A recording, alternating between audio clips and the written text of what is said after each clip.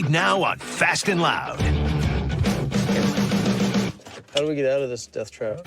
Hot rod hunter Richard Rawlings and master mechanic Aaron Kaufman hammer down as auction fever hits the garage. I hope y'all brought some money. And they race to revive a cool '69 Riviera. Lunch monster. In time to make the auction block.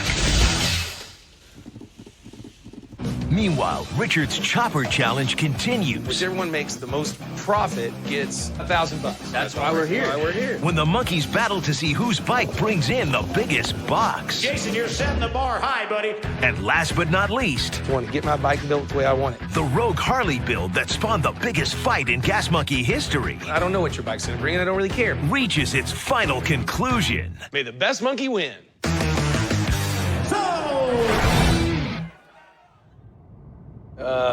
Look at this place. Was this Chino Valley? Chino Valley, Arizona. Need to plan trips like this in the summertime. We can ride our scooters. I don't know if my bike could pull a trailer. So we've been pretty busy lately, building bikes and strutting our stuff at Pebble Beach. But now the leak auction in Dallas is just around the corner. We were already planning to bring all the bikes we just built during Motorcycle Mayhem, but I also promised him that I would bring a special car just for the occasion, which is why you're joining us on a road trip to Arizona. We got a tip on the old interwebs like usual. People say that, they know somebody that has some cars for sale. But this wasn't just anybody. He's a custom car builder named Michael Gale Black. He helped design the original Batmobile in the 1960s TV series while he was working at the legendary Barris Custom Industries in California. They built a lot of famous cars you've seen on TV. I mean, if we could bring a Barris car to the lake auction, that would sure blow everyone away. I talked to him briefly on the phone. I was like, cool, man. I said, if you're willing to sell some of this stuff for real, I said, we'll jump a plane. Sounds like an interesting old dude. I'm happy to be here. I'm curious to see what he's got. Lawnmower in the yard. And right next to a mortuary, too. Gonna need that eventually. Yeah. Cool. How do we get out of this death I trap? don't know. What kind of rental car is this? Hello? Hi. Hey, guys, how y'all doing? Good. You must be Mr. and Miss Black. I'm Michael Gale Black. That's Mary. I'm white boy. My name's Black. Thank you very much. Okay? Right on. Okay? Awesome. So we get to Chino Valley and we meet Mr. Black, and he does have quite a bit of car stuff laying around. What's up with the Jaguar there? I mean, everything from, not car stuff like tractors. Is this some kind of dune buggy? To a car from the Northeast that's a full custom. This car was built by a guy called Corky, Richard Corky. That's crazy. What else we got? Now that is pretty wicked. 57, right? Yep. Oh, wide body vet. This is interesting. Well, this is my grandfather's car, 28, Model A Roadster pickup. I bet you I drove 100,000 miles with this car before I was 8 years old. Yeah. I was going everywhere. Mr. Black is clearly in his happy place surrounded by all these cars, and whatever's in that little red cup seems to make him happier. He's got a pretty crazy speedster that he's built himself over the years. Wow. Have you driven this car? Nope. I've been here for 50 or 60 years doing my okay? This is my prototype, metal, Bondo covered. Forever. I just like cars. This is a 54 Merc, section from 0 at the tail light to 2 3/4 in the front. That's excellent. We went through, saw it all, and now it's time to get down to, what can we buy? The one that I think stood out to both of us was that speedster that he's building. I like it.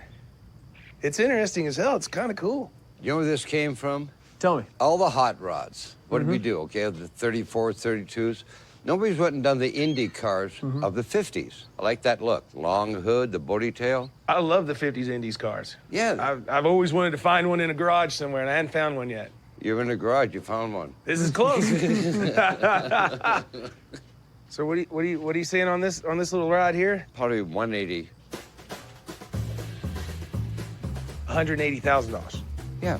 You gotta make me a better deal than that. No. When we started trying to talk some numbers, he's talking $180,000. I mean, it's just not gonna bring that. It is really, really cool. How though. many cars are you gonna find like this one? I mean, even the two Chevys that me and Aaron are leaning on right now, I mean, we bought and sold hundreds of them. I know exactly what the number needs to be able to advance it, once I get it home to Dallas. And 80 grand. he's way off of that, 400 and 500 times, what the market rate is. Okay, you don't want that car. And, the Jaguar interested me, but how much is that? 35,000 will work. No, 3,500. It's not going to get that bought either. I mean, at the end of the day, he's still attached to the stuff, and he's still having fun with it. So, You'll come back. I know the game. You'll come back. well, Say yes. Thank you. yep, I'll come back, sir. You got any cold beer around here? Always. Thanks for the tour, sir. We gave it a shot. A little bit of loss for us as far as the money and the time and the travel to get here, but, you know, you never know. Okay, that was a complete bust. And we still need something to build for Lake. Well, I do have an interesting car coming in a couple of days, but I wasn't really planning on building it. Well, maybe it's time to rethink that. Hey, Aaron, guess what showed up while you were at lunch? So check it out. A 69 Buick Riviera. I don't think that we've ever had one of these. I have never owned one. I had a few 64s and 5s. I have, yeah, we've had the earlier ones. But this one's badass. It's a big block car, power steering, power brakes, AC, bucket seat, consoles, black, white. When I picked up this 69 Riviera for 10 grand, I was thinking it's gonna be a quick flip. But now that I'm staring down the lake, is it Lake? I can never remember how to say it. Anyways, now that deadline's approaching, I'm thinking, why not build this? It's got a lot of potential. What motor's in it? 430 four-barrel. Huh. How cool is that? I've long believed that Riviera is adult's hot rod. The thing about the Riviera is, well, it's kind of an odd breed of car. They were sold as luxury cars for a certain type of guy. You know, the guy who wants to go camping and off-roading, but still wants power steering and a smooth ride. They also feature some really cool amenities, like concealed headlamps that flip down when you turned them on. Those are so bitchin'. It's not a Mustang, it's not a Camaro, which are cheap kids' cars. They're flashy to be flashy. These things were sexy on a whole different level. Well, shall we build it? Yeah, let's go for a drive. You drive. You're the one that's got to check it out. Let's go for a ride. Let her rip. And radio works and everything. Sonomatic. Sonomatic. Tell you the truth, it's a lot more solid than I thought it would be. It's a pretty rad car. I mean, man, when this car was brand new, I bet it was sick. Is that Sue walking down the street here? Hey, stupid clown. I saw Ass Monkey drive by. He don't even offer me a ride. Stupid clown. It's actually getting cold. I think it drives great. I'd drive it every day. So we both agree that we love the car. Now we just got to figure out what we're going to do. Woo. Look at that. Oh, nice. I like this. So check it out. Me and Aaron just took it for a ride, and we decided, let's do something with it. Where are the headlights? Someone put them in wrong. Open the hood. They're pointing at the sky. Here's the thing. I want to take it to the leak auction. It's coming up in about 6 days. Well, isn't that cool? Yeah. So we're going to have to play this one smart. Right, Aaron? Yeah, that sounds great. The way I see it, this car's got a lot of potential, but we got to be really careful about how much money we sink into it because there's only so much money that somebody's going to throw at this particular kind of cool. We obviously don't have a lot of time, so I just want to give the car a lot more attitude, give it a little bit of our personality. Motor seems pretty solid, but basically I wanted to do fuel injection on it, lower the cover, obviously. So let's do a nice set of tires, restored brakes, suspension, clean the paint up. So Making a good driver out So of we're it. just buffing. Yeah. Oh yeah, just give it a plenty of attitude. Here's the kicker. Since we're also going to be auctioning off all your bikes to see who can bring in the biggest profit, I thought it'd be a cool thing because it's here local. Y'all always see me go away and I come back and y'all are all bitching at me because I lost money. So I decided to let y'all go to the auction with me and We get to watch him lose money. yeah, you get nice. to watch. Can we drink beer? Hey, we don't have to snort Yes. tequila or anything like that, right? I hope not, man. My snorting tequila days are over with. All right. Ever since I added cinnamon to tequila, that is not any fun anymore. So here's the plan. Since we're not exactly sure what kind of market there is for this car at auction, we're gonna use 3 of our go-to tricks right out of the Gas Monkey playbook. Make this car a little meaner, a little sexier, and still leave some meat on the bone. First, we're gonna lower the stance. No surprise there. Secondly, we're gonna throw on some bigger wheels while trying to maintain that original factory look. The car's running great, so we'll keep the original motor. It just needs one major improvement to bring it up to Gas Monkey standards. So for our third trick, we're gonna be adding fuel injection. It'll improve the car's drivability and fuel consumption, which is key for a car that'll most likely become a daily driver. Given our time frame, we're really fortunate that the paint and the interior are in decent shape. Little TLC from Mike and Kiki will help it show well. And sorry, Sue, no Ass Monkey for you this time. I want to keep the budget under 10 grand, but even then I'm going to be really nervous until I hear the word sold because I don't know if there's a ton of buyers for this one out there. I'd be more concerned about getting it done on time. Well, why are you standing here? Get to work. That's a good point.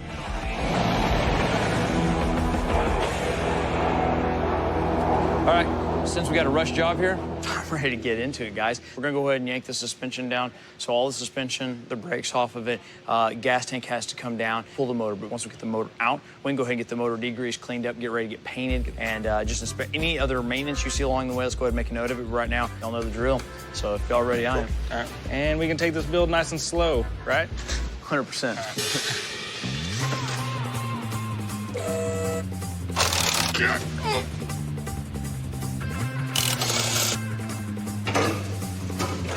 There you go.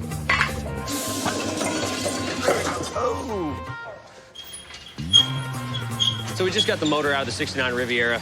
Motor transmission, we're gonna take it out, we're gonna power wash it, degrease it a couple of times, then start knocking all the loose paint loose. Setting it on the floor. Everything's good on both inside as far as we can tell.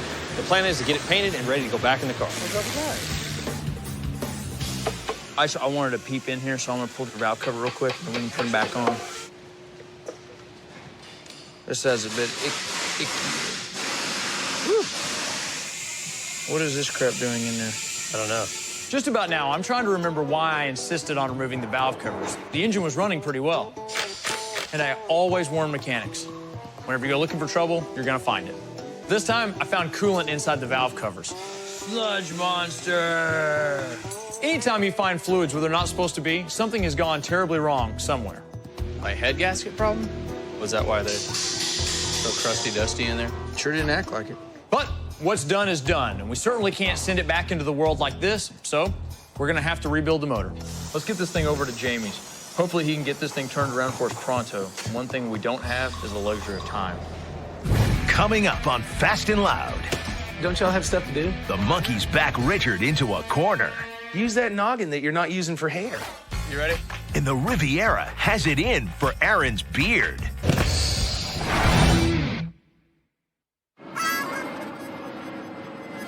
We going backwards? Yeah, and then we can probably go forward out of here.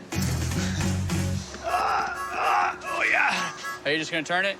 I was going to, I didn't want to hit that pole. Whoa, whoa, whoa, whoa, whoa. Caster's stuck. Hey, let's go back out a little bit. Cutting curves, boy. We pretty much have a three-step plan for getting our Riviera meaner and sexier in a rather short period of time. We have to have the car ready for the lake auction in 4 days. Unfortunately, one step, adding fuel injection, it's already on hold. Once we opened the motor up, we found coolant under the valve covers. So it's over at Jamie's getting rebuilt. Somebody open that door, please. And as for the second part of my plan, slapping on a set of custom-made 20 and 22-inch wheels that look identical to the factory wheels, well, that's hit a snag, too. Hey, guys, I got the wheels for the Riviera. Awesome. All right. What do we get? American Racing, I see. Yeah, but they're not custom. There wasn't enough time to get the factory look I wanted. Yeah. But you can see the similarity. Turns out if you have to do a build in under a week, you can pretty much scratch the word custom off of your parts list. Oh, God, they're so heavy. So I'm not ready to toss out my idea yet. The biggest problem is that it's got the windows, the kidney beans on it are too far out in comparison to the factory wheel. Yeah. The slots for inside the black of the pedals. But I thought that if we got this wheel and then we blacked out the pedal, even though it's below the window, it would work. So you want us just to paint these windows? Mm-hmm. Take some taping skills. That will take some serious taping skills. I understand. Well, thanks, guys. You'll want them tomorrow, I'm sure. Most likely will be tomorrow. Okay. So 2 elements of our 3-pronged plan have gotten slightly sidetracked. It's supposed to be fast and loud, not slow and Exhausting. So we're gonna move on to our 3rd element, which is lowering the stance. Okay. You guys, give me a hand.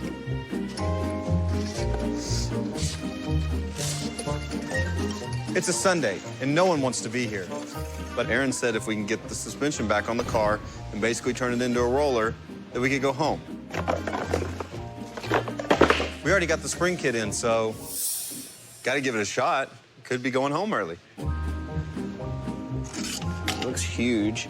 I'm installing the lowering kit, but we don't have the correct hardware on the shocks they gave us. The original shock that was in had a T-bar on the top with bolts going through it, and they didn't send us any of that good stuff. I think I'm gonna go dumpster dive real quick, find the old shocks, and see if they have the bars on them that I need to mount the shocks. I don't know if they went in the regular dumpster or the metal dumpster.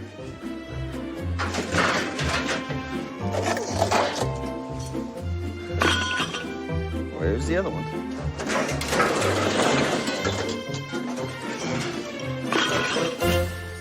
Eureka, I dumpster dived, and I found it. Will you be my jack man? Yep, you ready? Before Jeremy installs the shocks, I'd like to get a look at what kind of ride height we're gonna get with the coils that came in the kit. The rear spring, it looks huge. Okay, let's see how low it is. I think we lifted this car. I think our worn out old springs were lower than this. Little problem, we had a little snafu. The springs that we got were springs for a previous generation.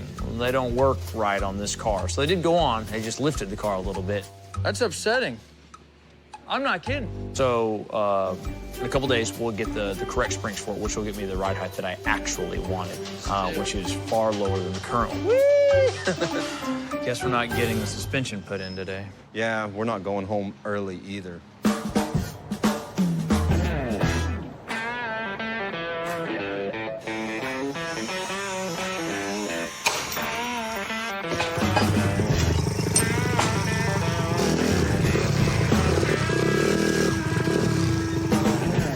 Kiki's buffing down the Riviera this morning, so that gives the rest of us time to pull out our bikes and give them one last once-over before the auction. I think the chain's slipping.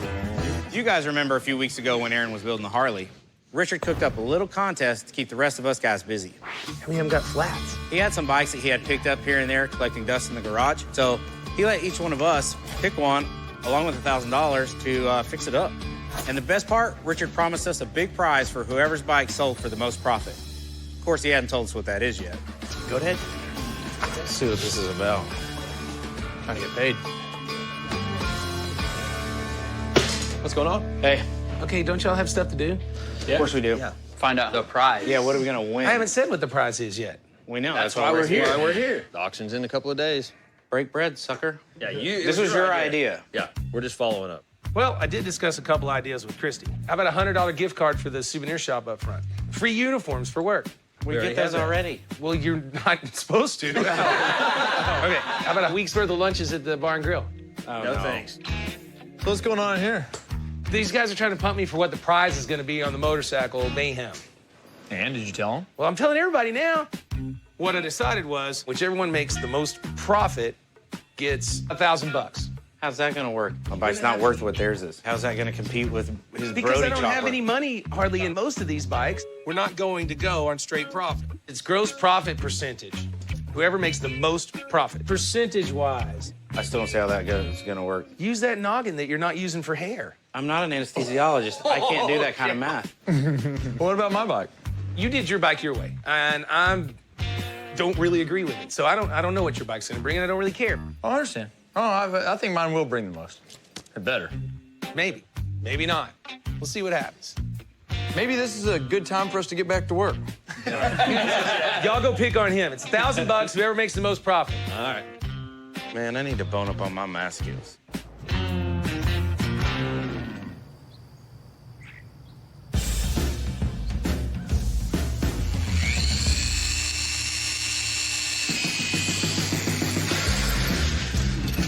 Nice job, Mike. This paint looks sweet.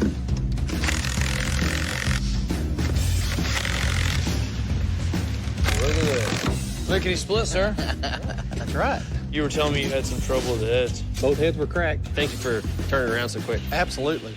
So we're starting to pick up steam again on this build. We got our rebuilt motor back from Jamie, and I'm hoping the guys can set a land speed record getting it stabbed back in.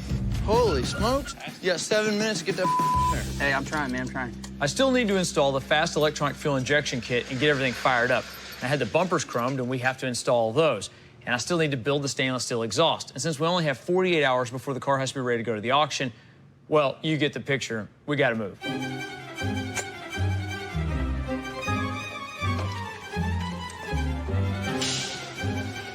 Car this big takes a lot of fuel. All right, I'm about to fire it up. You ready?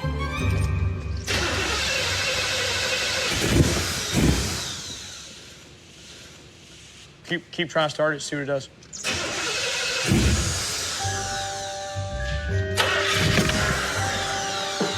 The good news is the motor wants to fire up, but we're gonna have to find the electronic problem that keeps shutting off the injectors. Let's try and blow it up again. Come on. Go ahead, come on.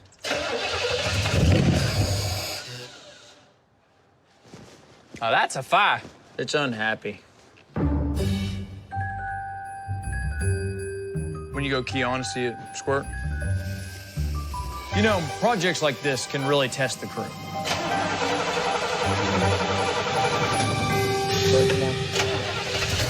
All right, moving right along. Look at this. Boom. Jeez, I'm tired. It's all got to get done. It might not be the most technically difficult, but it is physically and mentally demanding, especially when we all have to be on the car at the same time. Okay, cool. Everything's tight. So up 1.25 inches, down 1.75 inches in the front. On our motorcycle mayhem builds, it was pretty much every man for himself. But to get this Riviera done, we absolutely have to work as a team. Looks fine right now. It really, really does. Thankfully, just like the hot rods we build, my crew is a well-oiled machine. All the monkeys are in a good mood. What's the dealio? Well, maybe not the best mood. Everyone's pretty much fried.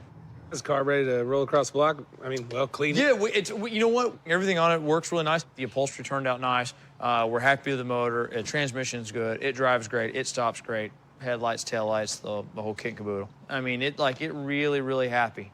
Well, that's it, man. I mean, it's got to go across the auction block. Feel a lot better when I don't see it sitting in our shop. The bikes are already over there. Yeah, the guys are going to go ahead and load it on the trailer right now so we can move it out first thing in the morning. There you go.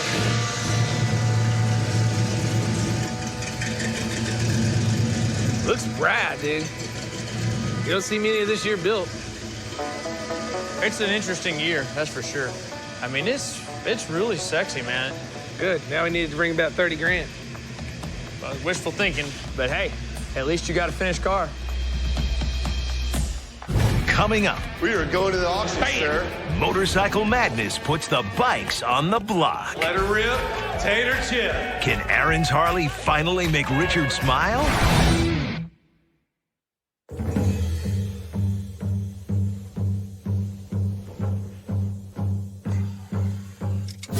Woo! Welcome to the big show.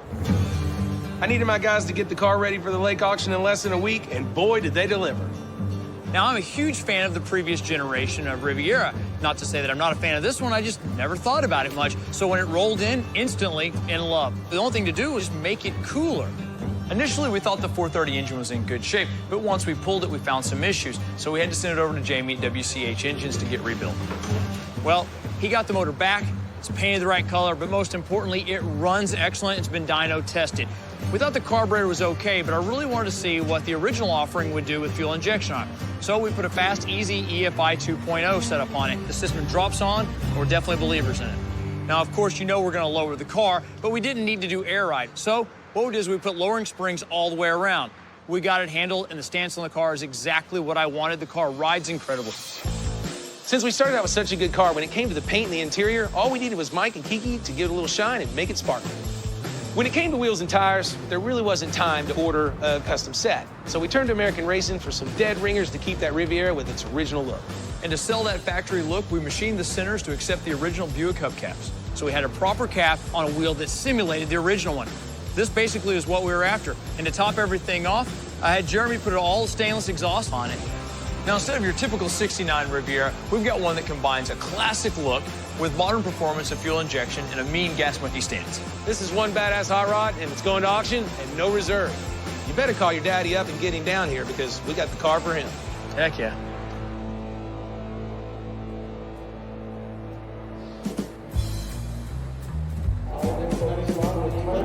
$1,500 due, gonna be 28,555, 28,500. We are going to the auction, sir. Lake Dallas.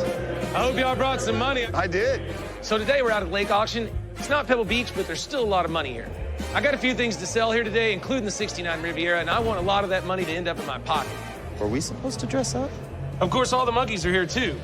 Well, all except one. Aaron called me this morning and said he was feeling a little under the weather. What I really think is he's got a case of the I don't want to lose blues, because the first item up is going to settle a score. Coming up next is lot number 904, and I'm hoping that Richard will tell us all about it. All right, guys, this is a 2003 100-year anniversary Heritage Softail. Gave it a clean look, you know, slick, lower East Coast, you know, let's get fun and let's have some crazy. When I picked up the 03 Softail Harley, basically I thought the plan was to lose all the 100-year anniversary badging and turn it into a Gas Monkey original. But when I checked in on the build, Aaron had gone all rogue and was doing his own thing. I thought you told me that we were losing all our buttons. And this wasn't what we discussed initially. Now, Aaron thought that his ideas would bring the most bang for buck at auction, and I disagree. Frankly, things just went from bad to worse. You can get it right. And if I have to write it down, it'll be on your last check. This is the worst bike we've had since we started Gas Monkey. Aaron ended up finishing the bike his way, and it's not the bike I was hoping to bring to the lake auction today. Here you go, Aaron Kaufman original. Let's see where she goes. We're in for $9,500, and I'm worried we're not even gonna get that back. But at auction, just like in poker, you never let the other one see your hand. So I slapped a $15,000 minimum bid on it. Deal me in. All right, ladies and gentlemen, you heard this is an Aaron Kaufman original. Here we go. And Harley Davidson. What do we got? 5,000 somebody. And 5,000 married. Negative 6, now 7. And pounds, 7,000 down, 8,000 down, negative 8,000 down, 9. 8,000 down, negative 9, negative 10,000 down. 10,000 down, negative 11,000 down. Aaron doesn't build many bikes. What do you know? It actually jumped up to 10 grand pretty freaking fast, and I started thinking that there's a lot of bidders out there, and maybe it's the reserve that's keeping them out. Guys, reserve is off. Let's let her rip. Tater chip. Let her rip. Ain't gonna make it a bit 10 to 5. A new bidder of 11,000. I get a bit 4. We're gonna go. I ain't trying to get 12. I'm gonna make it a bit more than 12. I ain't trying to get 5. So 5. She can do better. And 5. There you go. And 13,000. Now 13,500. I'm at 13,000. Then how do you get 5? And 5. There you go. 14. And 14 pounds. Yes, sir. Down 5. I really wanted Aaron to be here to see how wrong he was, but right now I'm kind of glad that he's not because his face would be one big, well, I told you so. Let's do it per 2.5. Now 5. 5 and 7.5. I'm 5 and now. Now I'm gonna get it at 7.5 and 7.5 and 16. Everybody else, $16,250 once and twice. Sold another Lake Dallas right there buys the Aaron Kaufman original. $16,000. So the bike pulled in 16 grand, and people may be thinking that, well, Aaron won the battle of the build. I think the jury's still out on that because we don't know how much it would have brought if we'd have built it my way. And all the monkeys are here. Anyways, time to move on because we got some other really important business to take care of. For the rest of the monkeys I've assembled here, well, it's nut cutting time. So y'all ready to see whose motorcycle brings more money? Absolutely. Remember, who makes the most money on their bike, most profits, percentage-wise, is gonna get $1,000. Woo! So let's get up there. Let's do it. Looks like Old Sleeves is up first. From the Gas Monkey Garage, sparked by a mini build-off contest. This one will be lot number 911, a 2003 Big Bear Venom custom chopper. All right, guys, this right here is 113 cubic inch badass. Charles took this ugly, out-of-fashion 2003 chopper, got rid of some tacky graphics and accessories, added a new fork, tires, and really gave it a nice, clean line. When all was said and done, I'm in this bike for $3,500. Let's go. Here it is. Here we got Charles built this one for you, ladies and gentlemen. What about to go on this one? I'm gonna bid. Here you got 5,000 of it. And gonna bid 6,000 right there. And 7, 75, 75, 8,000, 81, 8,200 right there. Now 8,300, 8,300. Now gonna bid 84, 85, 85, 8,600. Now 7. So the bidding started out pretty strong. I thought my bike would do real well, along the lines of like $10,000, $12,000, and that would put me in a pretty good position for the contest. $8,700. Now 8, now 9. Now gonna get 9 grand. Now gonna get 9. Now come on, somebody get 10 grand. Somebody got 10. $9,000. Now gonna get $9,000. It's sold right there. $8,800. As a matter of fact, it didn't. It only brought $8,800. Right now, it's not looking so good. Coming up, we're selling. Motorcycle Mayhem takes a surprising turn. And now we have this, the Hondo. And the Chopper Champ is finally revealed. The XP715 design, which would become the Buick Riviera, was originally created for which GM brand? Was it A. Oldsmobile, B. Mercury, C. Cadillac, or D. Chevrolet? The answer when we come back. The XP715 design, which would become the Buick Riviera, was originally created for which GM brand? The answer is C. Cadillac turned down the project, allowing Buick to scoop it up and bolster their flagging sales.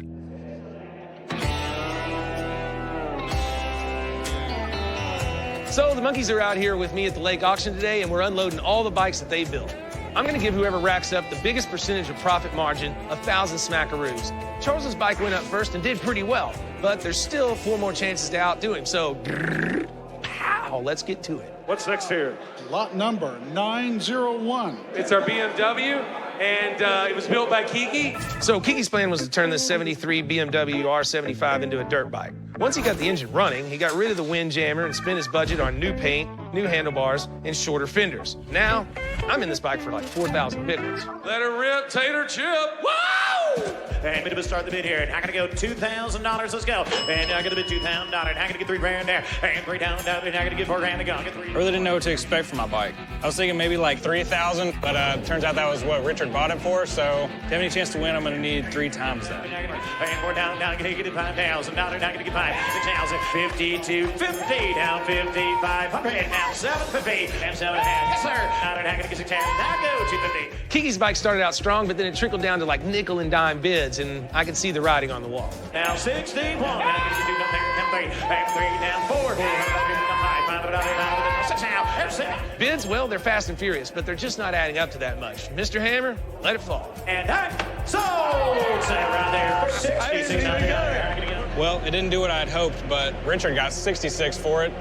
Can't complain. Made a profit. I had fun, so I still win.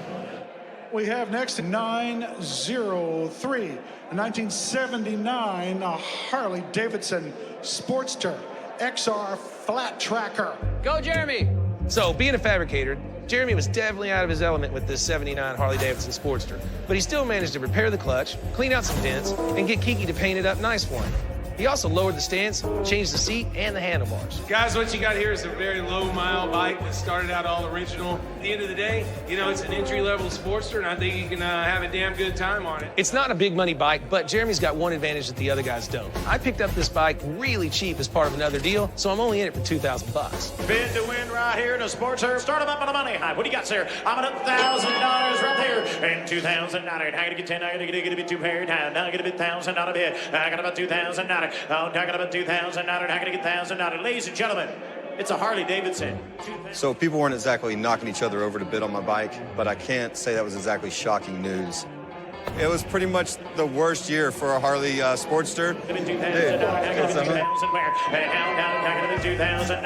$3,000 there, and $25. It's on the stage. It looked really pretty, but I hadn't really built a bike before. Luckily at the auction, we didn't have to start it or drive it or prove that any of it was actually mechanically sound. I'm gonna get $3,000 to go. 3 to 5, and 5 here, cover right there, 35, $4,000 down, 2 for page. Get up there, Jeremy. No, I'm not. I didn't dare stand on the block with the bike. Definitely didn't want to hype up a bike that didn't run properly or shift gears. So I just kind of sat back and let Richard own that mess. 45 of the biggest in there, 46, 47, now 40, not here, and 808. We're gonna go, and not here, Dave down. Got it, down 9, and I'm gonna get once, 4,900. We're gonna sell, going twice, and a 9. Sold into the bike right there, Mr. Scotty buys $4,800. Hopefully Richard's happy. Definitely got a lot of money for something that just looks shiny going on a little turntable. Well, after 3 bikes, it looks like Charles's bike is still at the top of the heap, but it's any monkey's game. In fact, I'd put my money on the bike coming up right now. Jason from Gas Monkey built this, a real 1970 Bonneville T120R. So Jason didn't even know how to ride a bike, much less build one when he took on this classic Bonneville. Oh, my. But he salvaged the rusted tank, fixed the motor, gave it a new paint job and new handlebars, pretty much a complete restoration. We put it back to 100% original condition. This is one hell of an investment motorcycle. I'm in it for only $4,300, but it's worth a heck of a lot more. Here we go. Here it is. And I'm going to get how much? We're going to get $3,000. I'm going to get $4,000 to go. And $4,000 to go. And I'm going to get 4. 5. 5 of it. 5 of it. 5 of it. 5. Now 6,000. 6,000. Auctions on. And $7,000. Got him. And now 85. I love you, buddy. 85. $9,000. Jason, so far you're winning the competition. Here we go. Now 5. Got him. $10,000. You're out. And $10,000. 10. And 10. 5. And now 10. 7. 50. There. Hold on a second. Ladies and gentlemen, I have $11,000 right there. And 9, and 5, and now 750. And now, yes. Jason, you're setting the bar high, buddy. And I'm going to get $12,000. He said, nope. I said, sold. Another one here in Lake Jason right there. Good job. You're winning the monkey battle right here today. Jason's bike went for $11,750, well over double what I sank into it. Percentage-wise, he's sitting way above the others. I didn't expect that bike of mine to go anywhere near that. It really did well. It looks like I got this contest sewn up. I mean, it's clear to me that mine had the most profit. I mean, it sold for $11,750. Time. It depends, because there's still one more bike, dude. All right, guys, right here's what I call it. This is Mike Coy's creation. So I gave what I thought was the simplest build, a Honda Trail 50 to Mike Coy, because I knew he was gonna have to help Aaron with the paint on his bike. And I figured I could just throw some crazy paint on it, and that would be it. Instead, he went full force. He added a new motor, paint, and used a rear end conversion kit to turn the two-wheeler into a three-wheeler. He added graphics, handlebars, and even a new seat. And now we have this, the Hondo. I picked up the bike as part of another deal, so I'm only in it for about $1,500, and quite frankly, we'll be lucky if we get that back. There's only one thing I gotta say. It comes with a date with Richard, ladies, so bid away. He's a liar, I'm married, but this is the last bike. This one will decide the winner. Here we go. And hanging on the Hondo. How much? I don't know. And $2,000 right here. And what are you going to get? $2,500 down, 3,000. Naked shot. And 3,000 out of not going to get $3,000 to go. And 3,000 out of not going to get $3,500. And 3 grand spit. And get 35, 4 grand. And 4,000 out of not going to get 4 grand. 45. So out of all these bikes, this is the last one I thought would take off. But I guess Coy knows something I didn't. And 45 there, down 4,750. Right there, down $5,000. And 5 up here, 5, now 250. And 5 there, and get it there.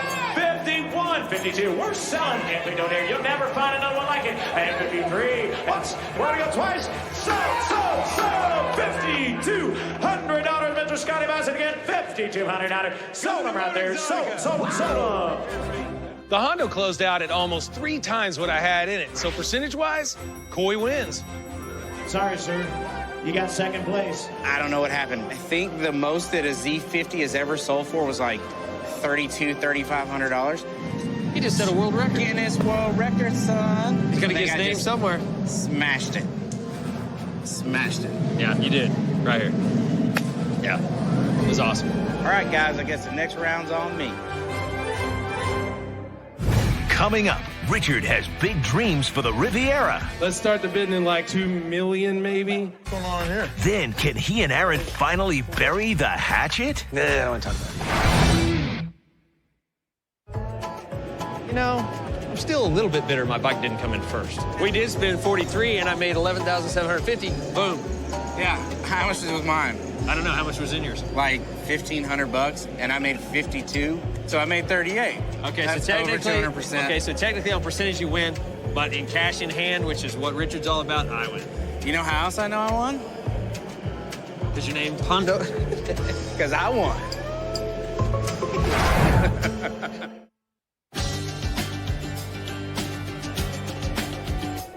Okay, back to Gas Monkey action here. Lot number 1142, low, long, and lean. Richard, tell us about this car, please. All right, guys, here we go. We've got a 1969 Buick Riviera. Black, white interior. This is the car we built for lake auction. So now that we've unloaded all the bikes, it's time to get down to real Gas Monkey business. You know, the kind with 4 wheels. We decided that we had a good car to start with, and we turned it loose. Let me tell you, this is killer. From the get-go, we were taking a risk with this Riviera. We really wanted to give it the Gas Monkey attitude, but if we went too far with it, well, we could outspend our profit margin. It's fuel injected. This is a car that you can literally get in, drive every single day, grocery getter, what have you. But then when you turn up at Cars and Coffee, people are gonna go, what the hell? That is cool. Now it's time to roll the dice. I've sank 20 grand into this, and if there's enough money in the room, I'd like to see 30 grand when the gavel drops. I mean, hey, there's nothing wrong with thinking big, right? So let's start the bidding in like, I don't know, 2 million maybe? I don't know, where do you want to start it? Okay, just asking. Anyone to give $2 million right now? Okay, just asking. All right, let's go. Here it is, a show car, ladies and gentlemen, from the show. Fast and loud, let's go. I'm going to give on this one. And 10, 11, and 12,000. Now I'm not going to get 12 pair. 5 out of 13,000. Now I'm not going to get 14,000. Now I'm not going to get 15 pair. Now I'm going to get a little 15. So the bidding started out like I like my women, hot. And 15, now I'm going to go 16,000. All 16,000. Now I'm not going to get 70 pounds. 18, 18,000. Now I'm not going to be 18. I'm going to be 19. And now 20. Ready to ride, ready to drive, ready to shine. Let's go. And I'm going to get 20. Now 21. It pretty much hit 20 grand in the blink of these pretty brown peepers. That's when I started to get that warm feeling in my wallet because anything after that, well, it's pure profit. And gonna be 5, and 9 down, 22, and 2, now 5, and 2 down here, now a little bit, we're to 7, and 22, 5, 23, and 3 down, 5, and 3 down. But then the nickel and dime bidding started, and you know what that means. My money train was starting to slow down. Now 3, 5, and 3 down there, now gonna be 5, and gonna be 24,000, and 4, now 5, gonna be a little friendly competition going. It's pretty much down to 2 bidders. Now, I can't see one of them, but the other one is standing right next to me. This is a badass ride. It looks good. I'll take it, get a bit 6, 5, got it, and 27,000, 7, 5, another bit once, and we're gonna go twice, 27, 5, you blew the knockout blow right there. So right there, 27,000. Congrats, man. You'll like it, dude. That's a killer car. My name's Jim West. My wife and I came looking for a 56 or 7 Chevrolet pickup, but the Riviera caught our eye. Loved the body style, the stance, the custom wheels they put on it, and definitely when they made it fuel injected. Just had to have it. I love fuel injected. Kick ass. Hey, congratulations, man. So there you go. The bidding closed at $27,000. And sure, I'd always like to make more, but $7,000 profit on a 1-week build, I'll take that any day. All in all, Gas Monkey had a really good showing today. I guess it's not such a bad idea to let the monkeys out of the zoo every now and then. All right, we're done here. All right, here we go. 1, 2, 3, 4, 5, 6, 7, 8. What's going on here? 9, 10 $100 bills. Just getting paid. For what? He won the bike contest. You won the contest? Yeah. Yes. Cool. I knew I had it. Made some do-re-mi. So how'd the car do? Oh, the Rivvy. You'd have been there, you'd know. I heard it did okay. What was the final number? 27,000. Cool. Right on, man. That's neat. And they seemed happy. I talked to them afterwards. They Cool. seemed to dig it. And, Well, we just barely made it by the hair of chinny chin chin. Well, that's a long ways for you. And then how'd the Harley do? Your bike? Nah, I don't want to talk about it. Why is that? Because I didn't like it, but it brought 16 G's, man. What's not to like about 16 grand for There's a nothing not to like Softail? about 16 grand, because I was amazed. I figured that bike could be, 10, 11 at the most. Yeah, no, I mean, I understand. I mean, when we started the build, I know you really wanted a slammed East LA lowrider bike, but I think I probably would have had about 30 grand in the bike by the time we got there. That's a point. So I'm glad it did well. I really am. You know the rough patch that Aaron and I hit during the Harley build? Well, you know what they say. Money heals all wounds. Well, at least that's what I say, especially since Aaron's version of the bike did okay. So, there you go. Right 16 on. G's on that one. It's pretty strong for a No, it's Softail. really strong. You know what I say? I was right all along. Well, congratulations, sir. Good day for Mike Coy, good day for Yep. Gas Monkey. Excellent. I'll get back at it. Thanks, sucker. Really? I give you money and you call me a sucker. I guess I am. Give me money. Now on Fast and Loud. Okay, Mr. Fancy Pants, you go build your Harley. Hot rod hunter Richard Rawlings and master mechanic Aaron Kaufman get down on 2 wheels. No, it's all you. As they try to bring a 42 Harley-Davidson back to its roots. Icky, more icky. To race against other vintage bikes on the New Jersey shore. Hey, look what I got, Richard. Meanwhile, Richard gives the monkeys their own mission. That's pretty rad. Handing them a 37 panel wagon to turn into the perfect platform. What the hell? Bam! To take Aaron's Harley to the race. It's kind of got a stupid look to it. It's just really ugly. But when last-minute problems put the Harley's future in doubt, Aaron's trip to the race of gentlemen may be over before it begins. Holy. This is not good.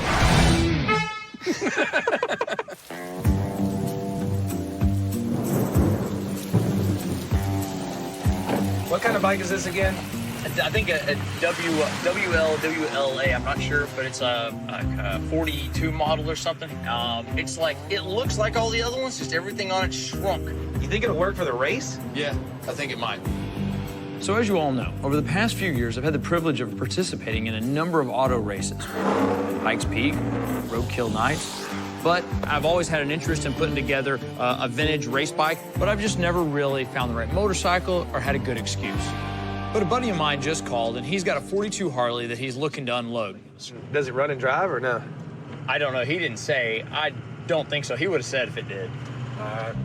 Aaron's had his heart set on racing a bike for a while now, and he's got his eyes set on a race coming up in New Jersey in just a few weeks.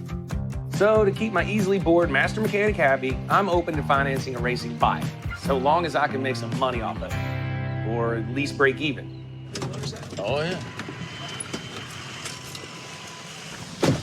What's going on, Hey, man, Mr. how you Mathers? guys doing? Good to see you. Living the dream. Aaron, how you doing? My name is Aaron Mather. I live in Dallas. I've been friends with Richard and Aaron for a long time. So what you got? It's a 42-year model, 45-inch flathead. Well, me and Aaron were trying to figure out, what is that, like 10 or 15 horsepower?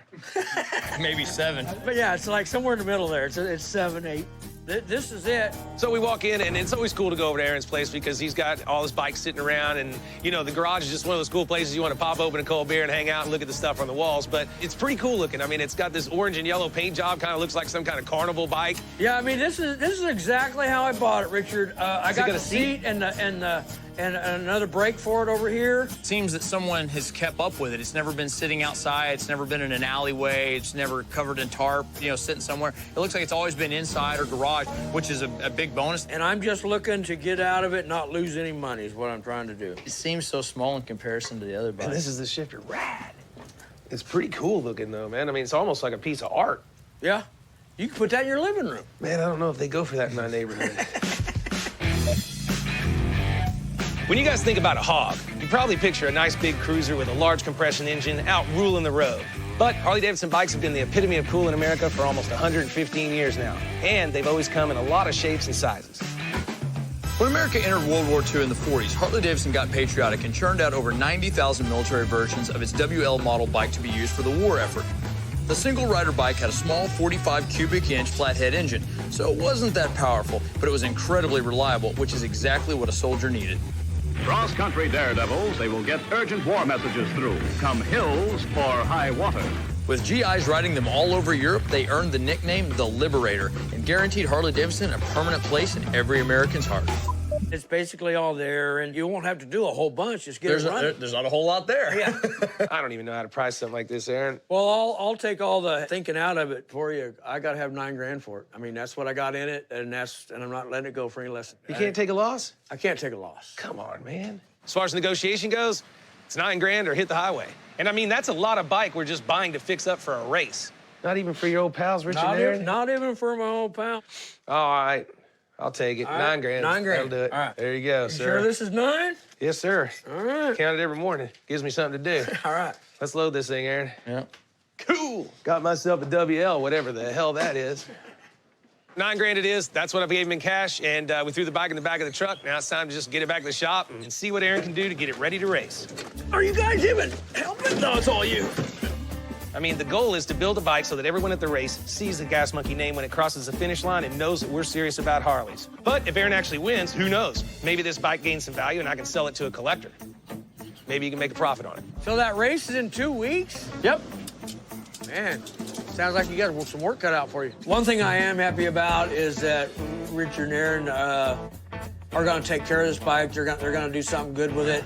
I know Aaron will make sure that that it's done right. So I'm happy with where it's going. At least I'll know that it's in good hands. Y'all come back now. Here.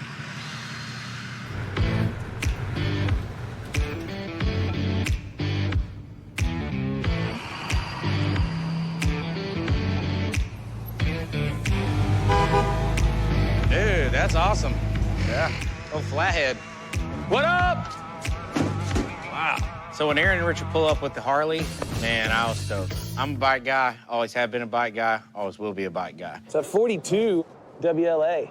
Sweet. Yeah. It looks pretty cool. I mean, I think it looks good wall art or good shop art or a good racing bike for that race that Aaron wants to take it to. What do you got planned for it, Aaron? What do you think? Absolute and total abuse. Aaron told me that he was thinking about taking this bike to the Race of Gentlemen, which is an awesome race. It's on the beach in New Jersey. Do you know what they call the beach in New Jersey? Wow, that's a weird question. Nobody knows what they call the beach in New Jersey. Hey, somebody look up what they call a beach in New Jersey. They have a beach in New Jersey? So the Race of Gentlemen's beach race where we're basically drag racing right next to the water. And since the race is a vintage class race, you can only have period correct-ish parts on it. No disc brakes, no foot shift, no ratchet lid, no, no a lot of things. Well, what am I gonna have to spend on that, dude? A couple grand? It's like everything. It's going to be a lot of inexpensive parts that'll equal a lot of money. That's pretty much straightforward. Yeah, exactly. Aaron's like, hey, I'm building a Harley. And I'm like, well, okay, Mr. Fancy Pants, you go build your Harley. But we got to remember two things. One, we're already 9 grand into this thing. And two, Aaron's on this unbelievable tight deadline that is so unbelievable that you would never even comprehend how to even analyze the fact that time is moving so fast. So fast that there's not even time to put air in the tires. Just we're gonna ride them on flats. All right, well, somebody help Aaron get it out so he can work on it, and then the rest of y'all do something else. Nothing left for me to do but have a cold beer. God, I'm good at this stuff. So basically, I have 2 goals for this Harley. 1, get the bike in operational condition in a fashion that meets race requirements. And 2, make it as fast as I can by losing as much unnecessary weight as possible. So to do both of these things, I'm going to strip the bike down and begin the process of determining which parts are usable and which parts are not. I'm hopeful that the engine's going to run, but I'm going to have to tear it down to make sure there's not any obvious issues. Regardless of what I find, I'm going to change some of the other equipment, including the wheels and tires. I'm going to put 18s on it, front and back, with the same tires front and back on it. Just balance the bike a little better. In terms of paint, I don't have to repaint the bike. The paint on the bike's actually in decent shape. It looks like it'll buff up nice. I'll also need to switch out the electric ignition for a magneto, add something to sit on, and then hopefully 2 weeks from now, I'll be tearing down the beach in New Jersey. Do I know what they call the beach in New Jersey? Is this a trick question? No.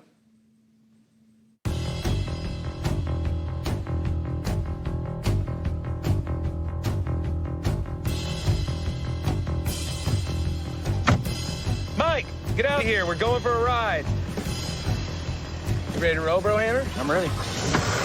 So when Aaron brought up the Harley, I'm like, fine, Aaron can build the Harley, but, you know, the other 5 guys can't build a Harley. So when this friend of mine, Rick Fairless, called this morning, told me he had an ambulance panel van thing in the back that belonged to a buddy of his, and he wanted to sell it. That got me thinking, maybe I can kill 2 birds with 1 stone. I mean, keep the monkeys busy and build something I might actually be able to sell and make some money on. And, well, it's only 2 miles down the street, so here we go.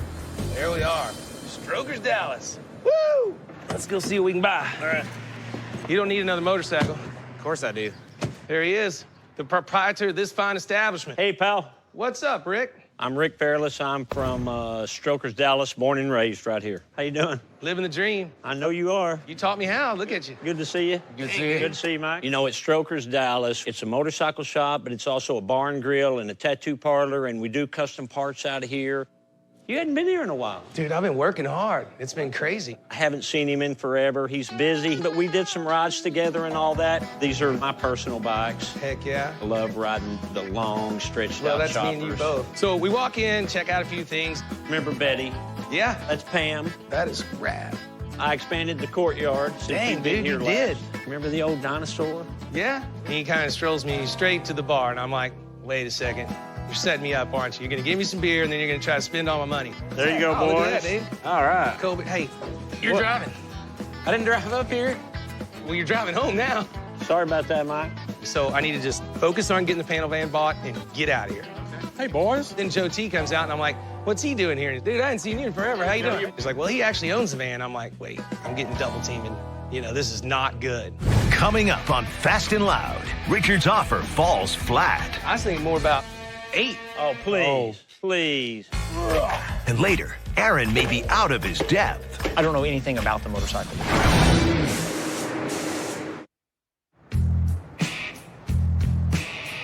So you know what I learned years ago? Cold beer loosens up the pocketbook, see? Well, you got me too. So Mike and I are out here at Dallas's own legendary motorcycle mecca, Strokers. I've been working real hard, so I don't get to come down here on the weekends like I used to, and I kind of miss the place. Hey, look what I got, Richard. What the hell? Grateful Dead bus, right? It is. I used to own that. That's your old Grateful Dead bus. That's rad. How did you end up with that? Well, you know, you sold it to Mike. We're here to buy a vintage panel truck so the monkeys can have something to do while Aaron's building his Harley for the race of gentlemen. And I can have something that I might actually make some money on when it's done. I got it. We expanded years ago, but I don't know that you've seen it. Richard was one of the first customers to ever come in here, and I want you to know he hasn't changed a bit in all these years. He hasn't changed. He's still a little bit wild, but he's a great guy. He trimmed up his beard some. He kind of made it like the devil, kind of like that. Yeah, a little pointy thing. He didn't used to do it like that. Yeah. There's a truck. That's pretty rad. Did you build it? My cousin did. It used to be a chicken coop. Killer. So the history of cars and trucks in America is not all fun and games, and light-duty trucks like this panel wagon were the workhorse of the 1930s. These bare-bone vehicles were perfect for neighborhood deliveries, and the side panels provided plenty of room for signage. They were so versatile that they got used as paddy wagons, ambulances, hell, even chicken coops. All right, so this one was built for use as an ambulance instead of a delivery truck. I mean, right. What does that mean? The only difference is the glass. Panel wagon didn't have glass. Okay, got it. That's just the cars. How's it powered? Good, it's just a little 327. So 327 automatic. Yeah. Powered steering? Yes. No power steering. Power brakes? No. No. Runs and drives good? Yeah, well, we drove it in here. How many dead bodies you reckon this thing's hauled? Who knows? Now, if you remember, one of the main reasons I'm considering of buying this panel truck is to keep the monkeys busy while Aaron builds his Harley. But right now, I'm looking at this thing. How's the rear suspension on it? Is it dual parallel leaf? Yeah. And, well, I'm thinking it might actually be cool to use it to transport the Harley to New Jersey for the race. Kind of like a mobile advertisement for Gas Monkey Garage. What do you think about the body, Coy? It's a lot nicer than what you usually buy. I don't see anything that a couple hours won't fix. I mean, it just depends on the price. I knew I had him, baby. I knew I had him. Yeah. He wanted it. I know. He's not going to say he wants it. I saw it in his eyes. What do you want for it? I think we got to have 18 out of the dang thing. I can't pay that. So Rick threw out 18 grand. I'm thinking, oh, it's probably worth 15, but I need to buy it way less than that because I'm gonna have to sink a lot of money into it to fix it up the way I want. So I needed around 10 or 12. I'm sure everybody'd like to have 18 for it, but I was thinking more about 8. Oh, please. Please. After 2 beers, 8? No, I just started my second one. Okay, we'll go down to like 15. It's worth 15 all day long, brother. I get to keep the Gumby? Yeah. I'll throw in the Gumby. How about 10 grand? I can't do that. Getting too low there. Yeah. Hold on, I don't even know what Christy gave me. Who's in charge of this place, Richard? Christy. Okay. All right. Christy gave me 12 in cash right now. What do you think? I can use the space in my warehouse. Take the 12. I'm not driving it. I'll take it. Bam. Okay. Cool. Good deal. Thanks, guys. Richard. We would have sold it for 8 or 9. We took the 12. Where do you get this wee stuff? I would have My sold it. warehouse. My car. Now it's his car. Okay. We got 12. I'm happy. I'm happy too. All right, Mike, tell me when it's loaded. Where's the bar, Rick? Bar's this way.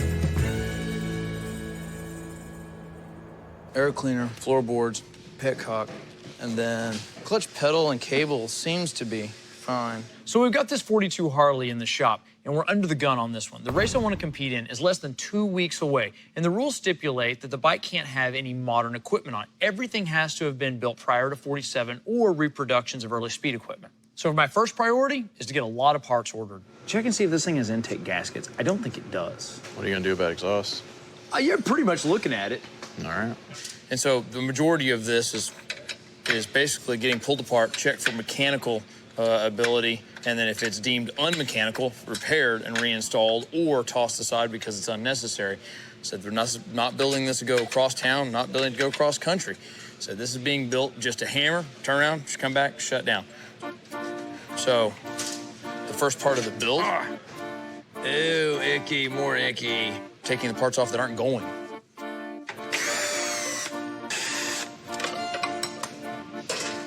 So I've kind of desired to have an old Harley for a long, long time. There's one massive problem. Old Harleys, like a lot of old stuff, is really, really expensive. Okie dokie.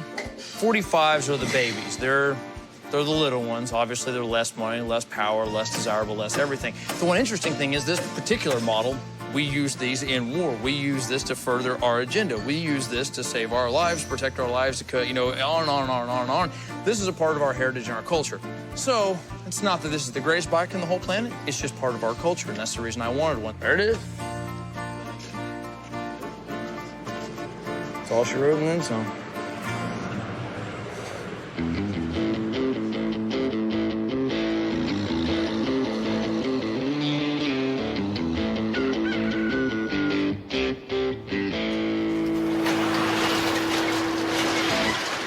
Bam! It's my 37 ambulance, man. Wow. This is cool. So the panel wagon that we're building, I guess, is actually being built to carry the motorcycle to the race. So that's pretty cool, because, I mean, if I had that panel truck, I'd be putting my bikes in it. Sweet. Got a little small block in it. Look at them seat covers. I mean, it's a pretty decent little ride. What do you think, Aaron? My WLA is such a small bike. It'll definitely fit back here. It's just really ugly. You know, if Richard wants to drive this thing 1,500 miles across country, what I'm concerned about is not breaking down along the way. And this panel truck, I think it'll be fine. It runs and drives. Yeah. I think it's really just make it look the part a little better. You know, give it a facelift and wheel it up. That's right. Wheels, tires, the junky bucket seat's got to go. Delete the windows, get some paint on it, and have Tanner come over and logo it. You know, big Gas Monkey part sales service underneath it. Pretty sweet. I think it's a pretty cool street rod as it is. It needs to be jazzed up. It's kind of got a stupid look to it. But at the end of the day, and have this kind of retro feeling, you know, pre-war, badass Harley-Davidson race bike with a panel van transporter. I think I hit, you know, marketing gold here. Well, I've got a Harley to build, and I've got enough work for myself, so this right here is really y'all, and I think y'all are definitely the team to knock it out pretty quick. You're not putting me in that y'all, are you? No. Okay, I ain't in y'all. Y'all are y'all. So, y'all have 10 days. Best of luck, guys. I'm digging it. 37 panel truck, baby. I think it would be a pretty cool transport vehicle. Unfortunately, we got a really short timeline on this. That's putting a lot of pressure on us. Aaron's going to be on the bike, but good news is that leaves all the other 6 of us to take care of the van. I've got a rack right there behind you. Actually, it's more like 5.5. See, Kiki's out of town, so Richard brought in this new guy, Tony, to give us a hand. Don't look at that. Hey, don't break our crap. In order for Aaron to have this in time for New Jersey, we're going to have to do our best to work out of each other's way, get it to Mike as soon as possible, get it back over here, build it, get the bike in it, end of story.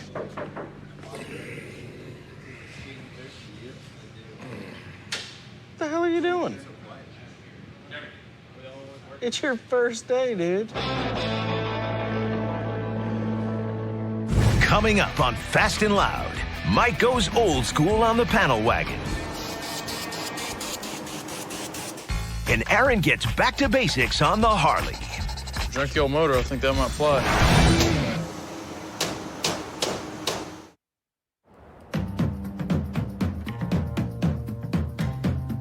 Oh, it's heavy when you do it like that. Ready? Yeah, I'm ready. So I need 1 11/16. Okay. Today, we got a lot going on in the shop. It's not often that we have 2 builds that we have to get done on the same timeline, and a very compressed one at that. So right now, it's all hands on deck. So I'm sanding parts on the Harley. Hope this thing works. With my luck, it's like 10 kinds of broken.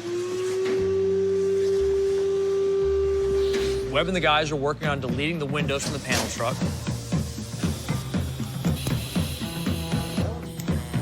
And Tony's stripping the paint off the Harley's frame. I wasn't going to paint it, but the more I looked at it, the uglier it got. So Mike's going to seal it and give it a fresh coat of black paint. That looks nasty. Yeah, it looks terrible. It's like a bad hot dog. It's like a hot dog that you put ketchup and mustard on and it's set in your car for 2 days. Aircraft stripper will do the job.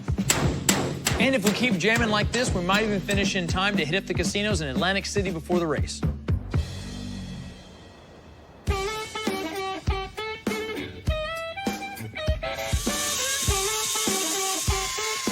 Hey, Jason, you want to do me a favor? I need you to hold this. Top of that? Nope, yeah, get on that side of the table. Hold that right there. Just hold it. Okay. Just hold it down. It'll get more heavy. Come on now. Is it heavy enough yet? Yep. Today we got the Harley frame and some of the smaller parts back from paint. And they don't look much different because we painted them the same color, because I wanted the bike to look mostly original. Got it. I think. At this point, I've only got like 6 days before I have to have this bike and the panel truck finished and on the road. The guys have their hands full with the patina look that we're going for on the truck. And for the Harley, I don't know anything about the motorcycle. And so there could be rocks in the transmission. There could be hopes and dreams and bubblegum inside the engine cases. I just don't know. So what I need to do now is get the roller reassembled so that I can dig in and begin the assessment of the motor. Like I said, it is a very simple machine, but at the same time, some simple problems can leave us here in Dallas and not at the race. Oh, yeah. All right, that is probably sufficient for the evening. Yep, let's go before we decide to bolt some more on.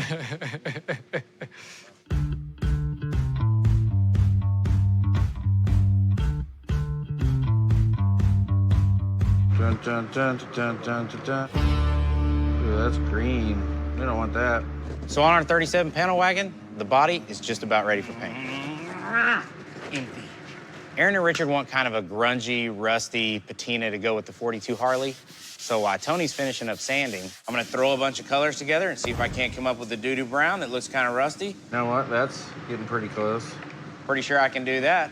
You mix a bunch of colors together. Ew, that looks gross. Typically, that's what you get, a crappy-looking brown. Let's go shoot this on there in random spots.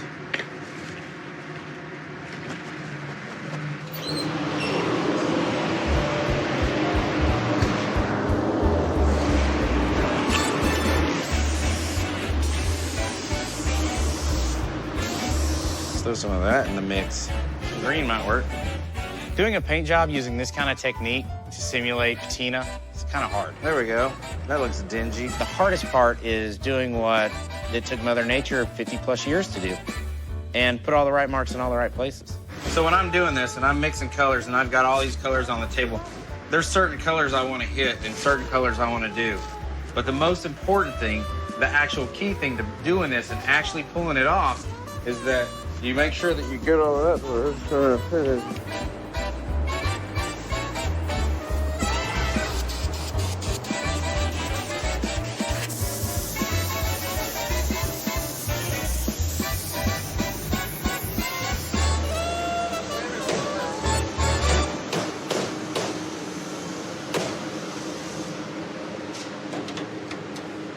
My paint's too good.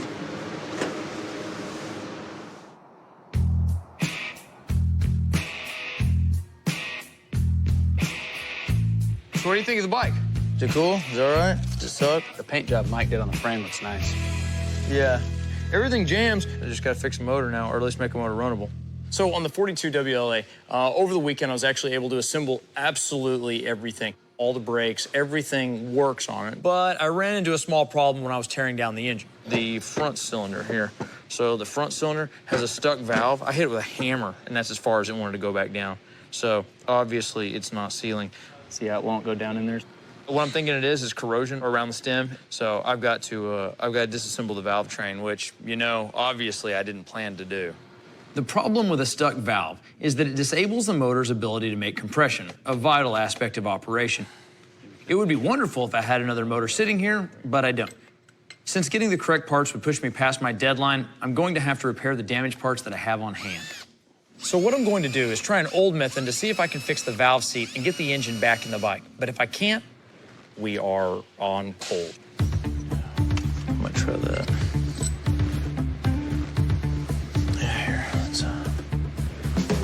So what I'm going to try to do is use an abrasive compound on the valve with a suction cup on a stick, otherwise known as a lapper, to hopefully grind off some of the surface pitting and corrosion. Some ancient technology here. Actually, can you stand it up and balance it for me? Oh, there you go, right there. It should take less than a minute, and if I do it right, the seal will be airtight when I'm done. But if I can't get the seal to hold, I'm gonna have a lot more work to do and not much time to do it in.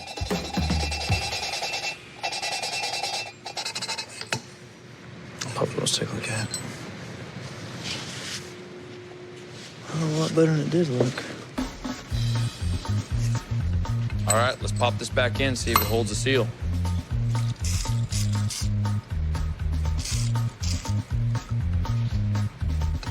Junky old motor, I think that might fly. Valves are sealing really well. So right now, what I'm about to do is put it all back together, do some sliding around the parking lot, throw it in bed, pickup truck, and head north. Coming up on Fast and Loud, Aaron's surprise proposal stops Richard in his tracks. I'd love to have it. But the Harley doesn't want to start.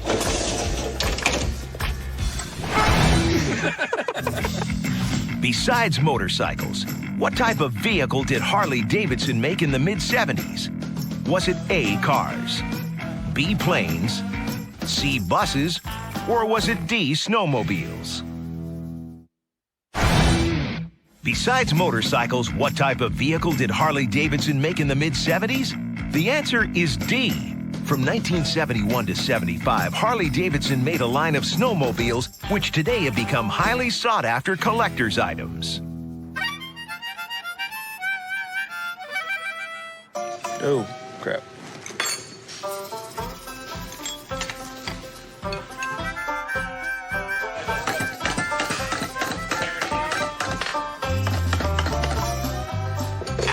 So how's this thing going? Going pretty good. I had the whole thing together, and then tore the motor down. I'm just trying to pry loose 30, 40 years of sitting. So Aaron told me this build was going to be a cakewalk, and we'd be hanging out at the New Jersey shore by now. But with the pile of parts in front of him, I'd say that Aaron doesn't know a whole lot about cake. Is that going to put us in too deep? I mean, the thing's not worth a whole lot anyways, is it? Yeah, no, the cool thing is the parts are fairly cheap for it, but it took a lot of them, and then on top of that, it's not worth much, so labor tends to stack up on it. And even though the parts don't cost much, there's a lot, like I said, there's a lot of them. It's probably worth more fun than it is money. Well, I need to find somebody that wants to have some fun with it then, because... Oh, I know a guy. Who's that? This old Harley really is a cultural touchstone, and the more time I spend with it, I'm really digging it. I don't think I want to let this one go. Man, tell you the truth, for not being worth a whole lot, I'd love to have it. You know, I don't care. Wherever I get profit, I get profit. So I can take it from you or them guys or anybody. Well, no, I was to say, with me, you kind of stand a chance of breaking out. The other guys, you stand to lose some money. I don't know if we can't move it, say, I'll take it off your hands. Whoa, whoa. Plan A was to go out and build a Harley and win a race, get some respect for the old machine, and then sell it for a tidy profit. Unloading it on Beard Boy? That's not a bad plan B. All right, we'll finish it up. Let's see where we're at on the total, and... We'll see if we can get fired up. I'm sure it'll fire up. It's just how much we got to do. Yeah, if it'll run good. Yeah. All right, man. We'll see what the total looks like when you're done.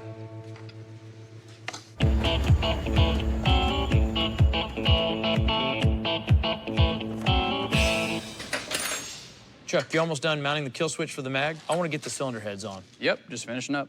So we're closing in on the race in New Jersey really, really quickly. So right now, I just need to tie up a few last things on my list before I can get it off the lift and try and get it fired up. Basically, what I'm doing right now is I'm wiring the mag. It's just a kill switch.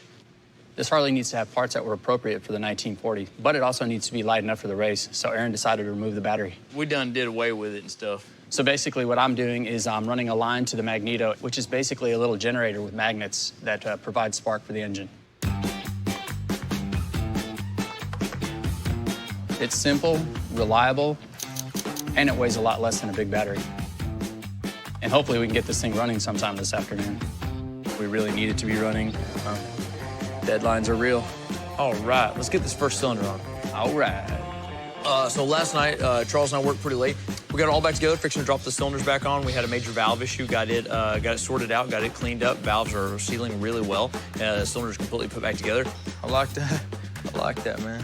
So everything looks great. Appearance-wise, I think mechanically, I think it's gonna run great. I think it may make a little noise, but I think it's gonna run fine. Let's go kick it around the parking lot a couple of times. Oh, yeah. I'm gonna go kick it around a little bit. Ho, ho, ho, ho, ho. All right. My list today is awful short, so if in the next few hours we can get this thing to talk to us, that'd be great.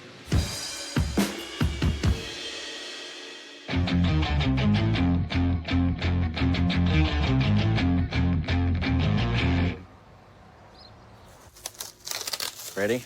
Yeah.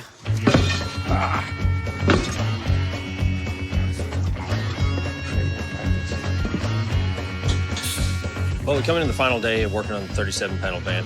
We're out of time. We still got to run all the wiring, get the wheels and tires on it, and then go through a systems check. So we have a lot of work to do. This is the last day. There's gonna be a lot of pressure today.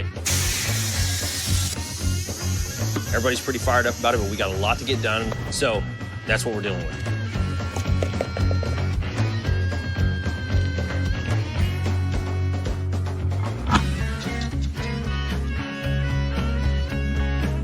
Set it, and then we'll just raise one side of it. It's good. It's all right. Woo. Yeah. Done. I wish it was that easy.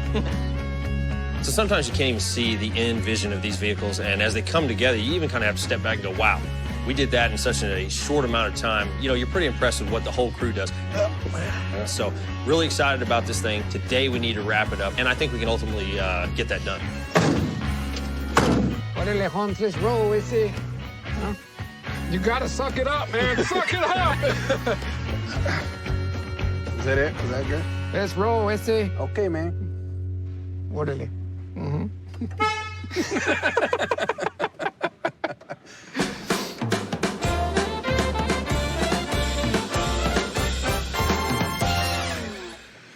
All right, let's, guess we can get on the ground. It's a little easier to go through the next process. The little bike that I've got, the 1942 45-inch WLA, is ready to go. Really, the only thing left to do is fire it up, tune it a bit, and then we're headed out tonight to the sparkling ocean waters of South Jersey. I don't have the time to do all the things that I'd like to do. In the future, would really like to make it much, much more of a hot rod, do some intake manifold, carburetor modifications, but with a short amount of time, I'm gonna be happy if it runs. You know, as far as taking a break from working on cars, I absolutely adore working on motorcycles. I really, really do. Chokes on, let's turn the fuel on. I do, I adore motorcycles, I love working on them, so taking a break from the cars is definitely a welcome opportunity.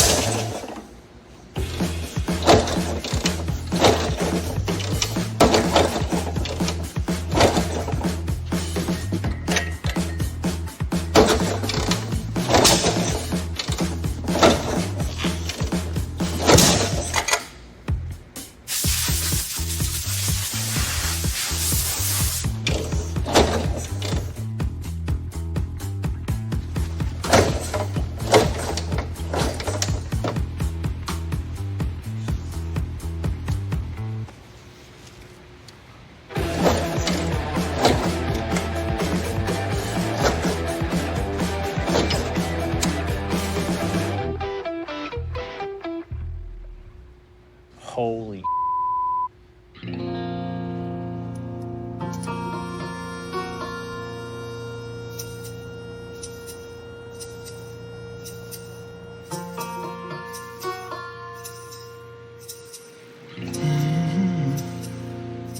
After a lengthy attempt to get the bike running, I realized that I have a very large leak in the engine's intake, which is something I wasn't expecting. The intake leak is happening behind the carburetor, preventing it from pulling the proper amount of fuel into the engine, and that's why I'm having such a difficult time starting it up. It's not really a horrible problem, but it is time-consuming to correct. But I don't have the parts, and even if I did have the parts, at this point, I don't have the time to get it fixed and make it to New Jersey for the race. One thing's for sure, once I'm able to get my hands on the parts, I'm gonna find a way to ride this bike on the beach come hell or high water. Coming up on Fast and Loud. Wow! Aaron finally gets to race on the beach. But will Richard go home empty-handed? Now what am I supposed to do with it? I don't even have a buyer for it. Hell yeah! Whoa! What's this? So, Discovery sent us a prop from their new show. It's Harley and the Davidsons. I think they felt bad because Aaron doesn't have a bike to take to the race. Oh, yeah? No, not really. Newsflash, Discovery Channel is getting out of the reality TV business. And I know what you're thinking. It sucks for Gas Monkey, but we flip cars. That's how we make money.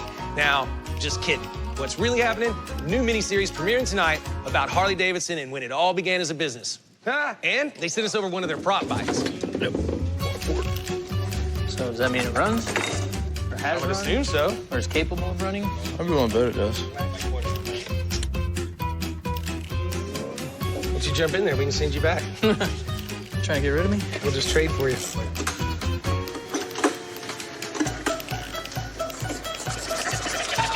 Oh, come on now. This runs better than your bike, Aaron.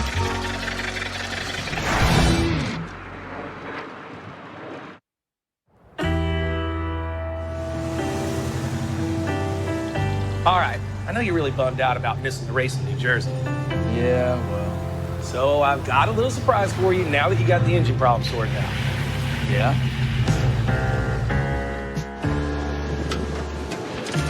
All right, man, this is it. So, well, it's not it, is it? It's not the race, gentlemen, but we got a beach, we're ready to run. Hey, what's up, guys? Hey, man. Hey. What y'all doing? Well, fixing to find out how fast or slow this little scooter is. And you're here just in time. I need you to go down there and mark out 660 feet 8th mile and draw a line in the sand with a stick. Oh, man, I'm on vacation. You dress like that on vacation? Nah, I guess I am here to do a job. 660 feet, my man. I'll get the starting line going.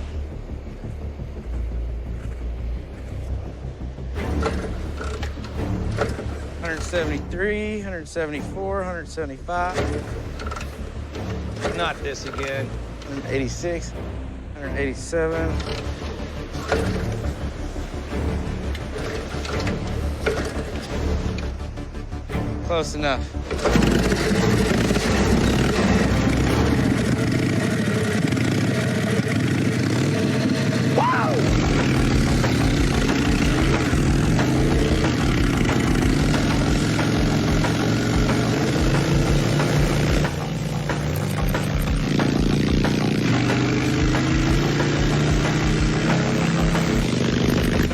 Hell yeah!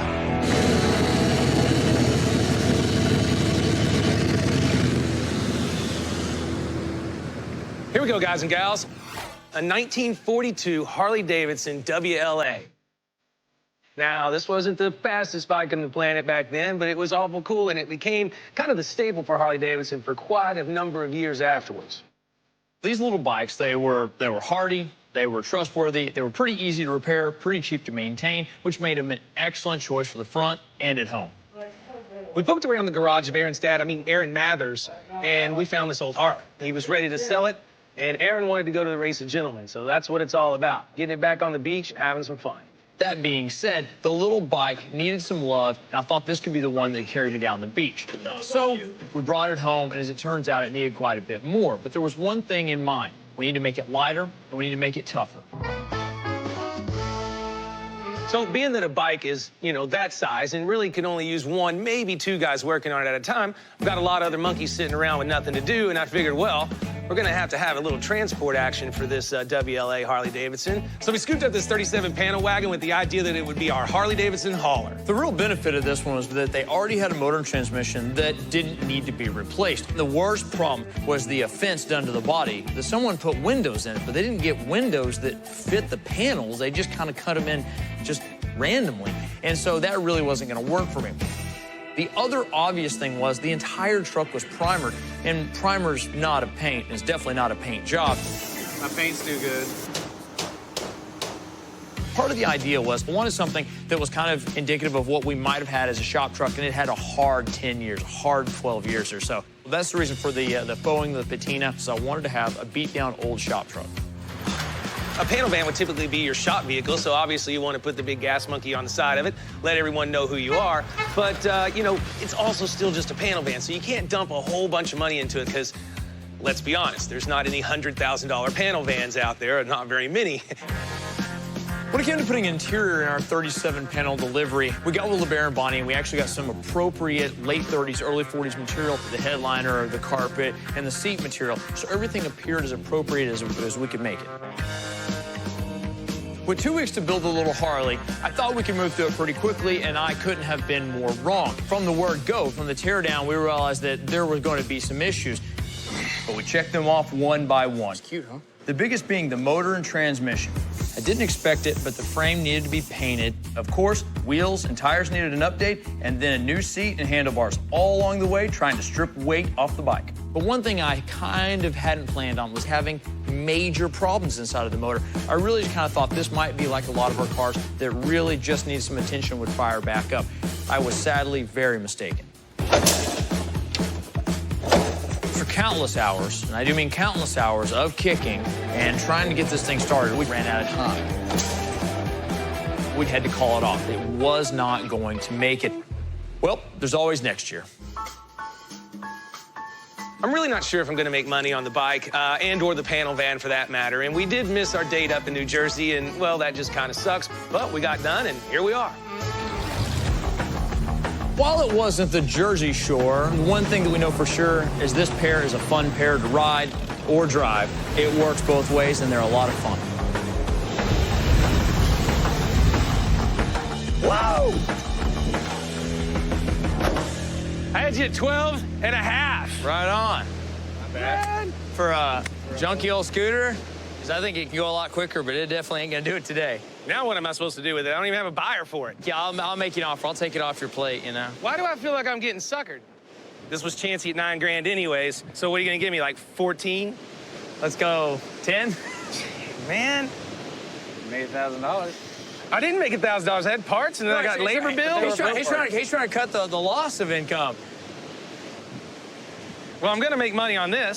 You know, I'd be willing to bet that one makes money. Yeah, that one's definitely gonna make money. All right, cool. So you give me 10 for it?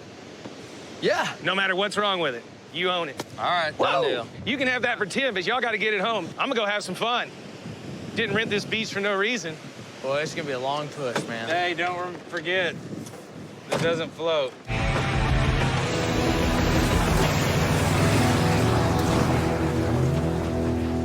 So what do they call the beach in New Jersey?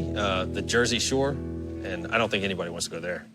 কয়টা recipe করেছিলাম একটা হচ্ছে আমি Naga peri peri chicken করছি আর হচ্ছে ভাত হাজারি মরিচ দিয়ে হচ্ছে কিমা পরোটা করছি আর শিমলা মরিচ দিয়ে হচ্ছে আমি একটা ডেজার্ট করব শিমলা মরিচের ডেজার্ট হ্যাঁ আমি একটু মুখে দিয়ে দেখেছি এটা ঝাল কম যে কারণে আমি তখন চিন্তা করেছি যে এটা ডেজার্ট করব এই জন্য আমি আলাদা করে একটা পুর করে নিয়েছি নাটস নিয়েছি খেজুর নিয়েছি আর ঘিয়ে একটু গুঁড়া দুধ দিয়ে এটাকে একটা পুর রেডি করে নিয়েছি ভেরি নাইস গুড লাক নিশা হ্যালো রেসিপি কটা ডান করেছেন একটা ওভেনে একটা হয়ে গিয়েছে আরেকটা আমি জাস্ট ফ্রাই করবো বেক করবো চকলেট এটা ডেজার্ট হ্যাঁ আমি একটা চকলেট কেক করেছি হাটহাজারি মরিচ দিয়ে হাটহাজারি মরিচ দিয়ে চকলেট ডেজার্ট ঠিক দিবা এটার সাথে কি যাচ্ছে চকলেটের একটা ক্রিম যাবো কে দেখেছো ভিতরে সুইটনেসটা একটু কম দিয়েছি আর এখানে সাথে যেন ব্যালেন্স হয়ে যায় গুড লাক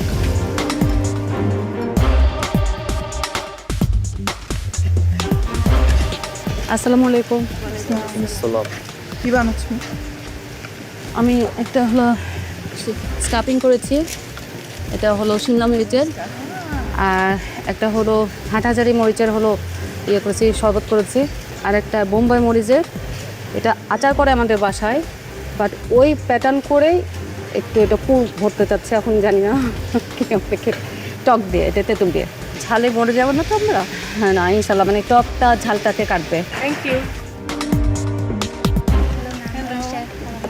কি বানাচ্ছেন রোশাই আমি হচ্ছে ভুটানের ন্যাশনাল ফুড এমাদাসি হ্যাঁ চিজ অ্যান্ড জেলি ওটা করেছি আর হচ্ছে হাটহাজারি মরিচ দিয়ে আমি হচ্ছে একটা ডেটস অ্যান্ড নাটসের ডিলাইট করে উপরে হচ্ছে অরেঞ্জ আর ক্যারামেলাইজড সুগার আর হচ্ছে হাটহাজারি মরিচের একটা সিরাপ করেছি আর হচ্ছে সাথে ওটার সাথে একটা স্টেরিলাইজ ক্রিম যাবে যদি ওটা কমপ্লিমেন্ট করে তাইলে দিব আর একটা করছি হচ্ছে শ্রিম দিয়ে tongue twisting thank you good luck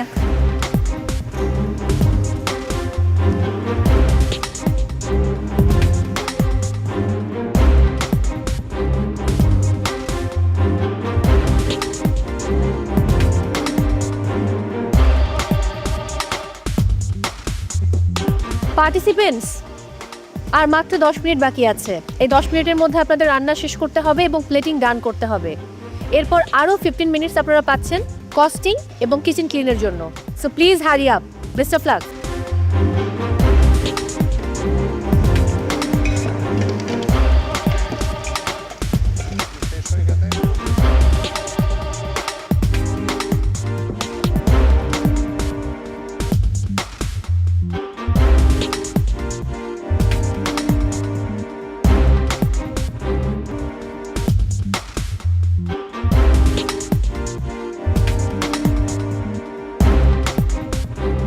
participants আমাদের বিজ্ঞ বিচারকেরা যেমনটা নির্দেশনা দিয়েছিলেন যে রান্না শেষ হবার পর আপনারা এক্সট্রা 15 মিনিট সময় পাবেন যে সময়টায় কস্টিং এবং কিচেন ক্লিন করতে হবে সো সেই 15 মিনিট শুরু হচ্ছে এখন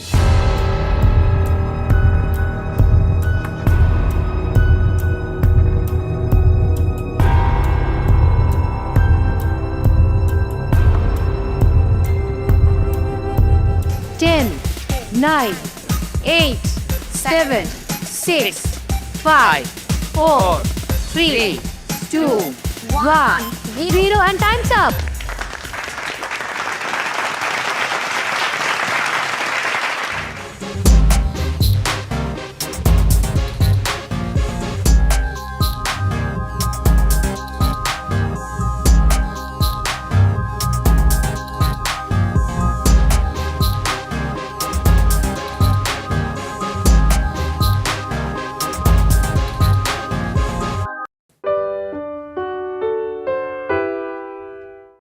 রহস্যময় ব্রিফকেসটা একদম বাঘের মতো তাকায় আছে আমার দিকে। কি আছে ব্রিফকেসে? জানি না আসলে, খুবই কনফিউজিং।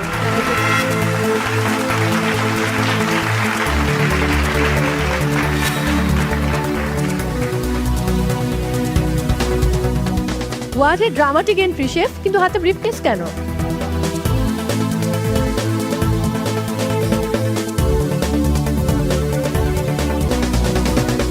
শেফ যেভাবে ব্রিফকেস নিয়ে আমাদের স্টুডিওতে এন্ট্রি করলো, ওটা দেখে প্রথমে খুব ড্রামাটিক লাগছিল। সাধারণত আমরা সিনেমাতে দেখি যে কোনো কাউকে যদি কিডন্যাপ করা হয় তাহলে মাফিয়াদের কাছ থেকে অথবা গুন্ডাদের কাছ থেকে ছাড়িয়ে নেওয়ার জন্য এরকম ব্রিফকেস নিয়ে, টাকা ভর্তি ব্রিফকেস নিয়ে আসে। যখন সে ব্রিফকেস নিয়ে এভাবে আমার মুড নিয়ে আসছিল, তখন আমার ব্রিফকেস দেখে মনে হচ্ছিল যে ব্রিফকেসের মধ্যে টাস্ককে ভরা একটা বন্দুক আছে, অ্যান্ড ওইটা দিয়ে আমাকে টাই করে শ্যুট করে দেবে।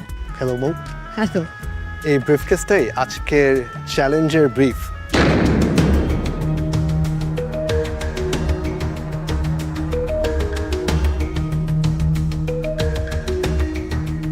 Wow, straight into in the business, মানে সরাসরি ব্রিফ নিয়ে আজকে আপনি এন্ট্রি নিয়েছেন। অ্যাবসলিউটলি। আপনি দেখতে চান ব্রিফকেসের ভিতরে কি আছে? ডেফিনেটলি। আমার তো এখনই আগ্রহ হচ্ছে যে আজকে কি চ্যালেঞ্জ লুকিয়ে রয়েছে ব্রিফকেসের মাঝে। তার আগে আমি একটু পার্টিসিপেন্টসরা কি গেস করছে সেটা জানতে চাই। নিশাদ, কি আছে ব্রিফকেসে? শেফ, আপনি যেহেতু নিয়ে আসছেন, হতে পারে ভিতরে কিচেন কিটও থাকতে পারে। শফায়েত, গেস মাস্টার। আজকে মানে বুঝতে পারতেছি না আসলে কি হবে। ব্রিফকেসের ভিতরেই আমাদের খেলা রেডি আছে, খেলতে হবে ব্রিফকেসের ভিতরের জিনিস দিয়ে। কুমু, আচ্ছা আজকে আপনি গেস করেন তো। জানি না আসলে, খুবই কনফিউজিং। মানে যেটা আমরা গেস করি সেটা হয় না, অন্য কিছুই হয়। তো বুঝতে পারছি না কি আছে। আমাদের আজকের ব্ল্যাক স্কার্ফ হোল্ডার তামান্না, আপনি গেস করেন। মনে হচ্ছে যে রহস্যময় ব্রিফকেসটা একদম বাঘের মতো তাকায় আছে আমার দিকে। খুবই দম বন্ধ হয়ে যাচ্ছে, জানি না কি বের হবে এটা থেকে, খুবই কনফিউজড। আমি পার্টিসিপেন্টসদের সঙ্গে একেবারেই একমত। ব্রিফকেসে কি রয়েছে আমিও গেস করতে পারছি না। তবে দর্শক এবং পার্টিসিপেন্টস সবার উদ্দেশ্যে বলতে চাই, আজকে মহামঞ্চের 12তম চ্যালেঞ্জ, এবং এই 12তম চ্যালেঞ্জ কারো জন্য বয়ে আনবে সুসময়, আর কারো ঘড়িতে এই 12তম চ্যালেঞ্জে 12টাও বেজে যেতে পারে। আসলে মজা করছি। আপনাদের সবার সামনে আসছে সুসময়, আর সুসময় এই প্রত্যাশাই আমি করছি।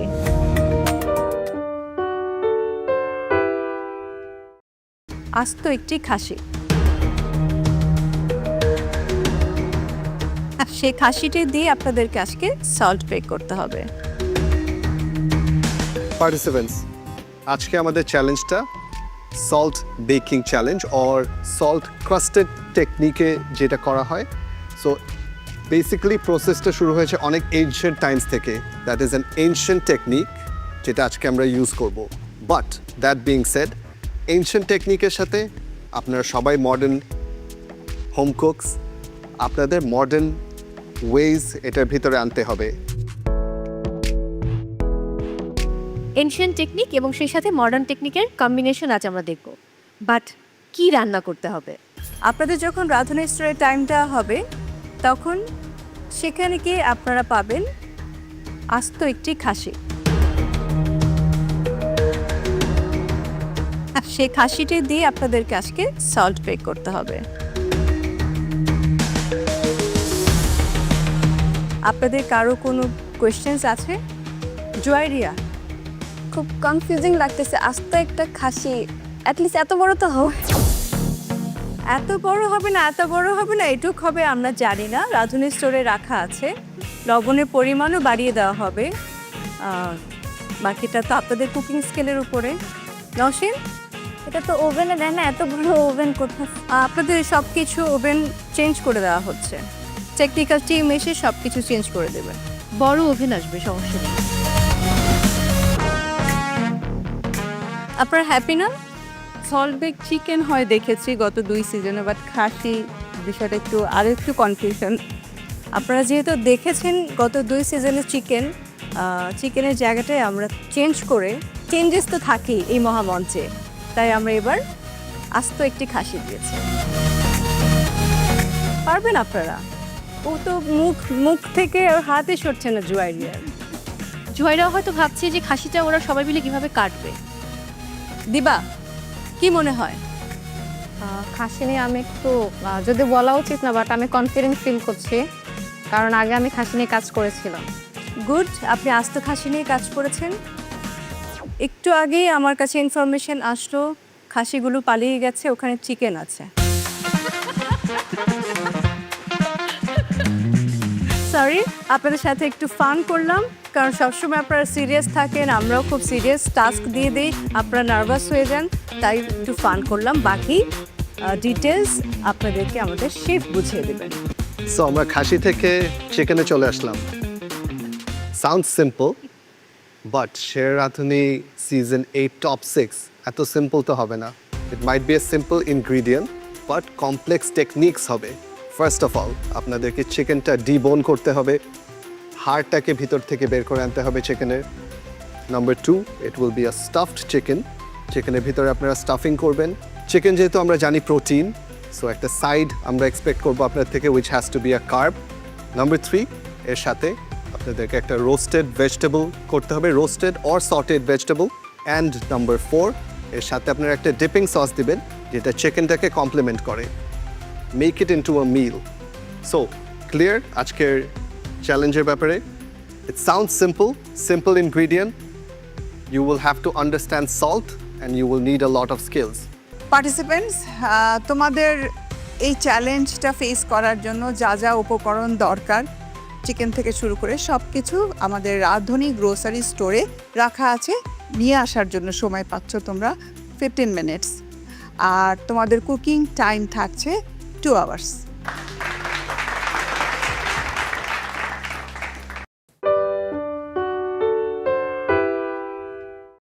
আগেন এটা দই হয়নি, রাইট? এটা দেখতেও ভালো লাগছে না, সো খেতেও তেমন একটা ফ্লেভারফুল না। নেক্সট টাইম ভালো করার চেষ্টা করবেন, আপনার কাছ থেকে আসলে আমাদের আশা অনেক বেশি। Thank you so much. এবারে রাজশাহীর লিনা।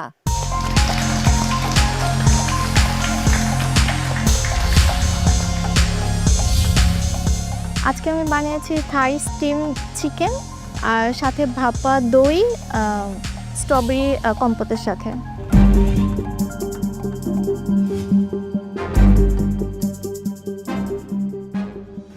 চিকেনটা ওভারকুকড, চিকেনটা স্টিমিংটা অনেক বেশি হয়ে গিয়েছে, রাইট? সো ড্রাই হয়ে যাওয়াতে এটা অ্যাকচুয়াল টেস্টটা বোঝা যাচ্ছে না।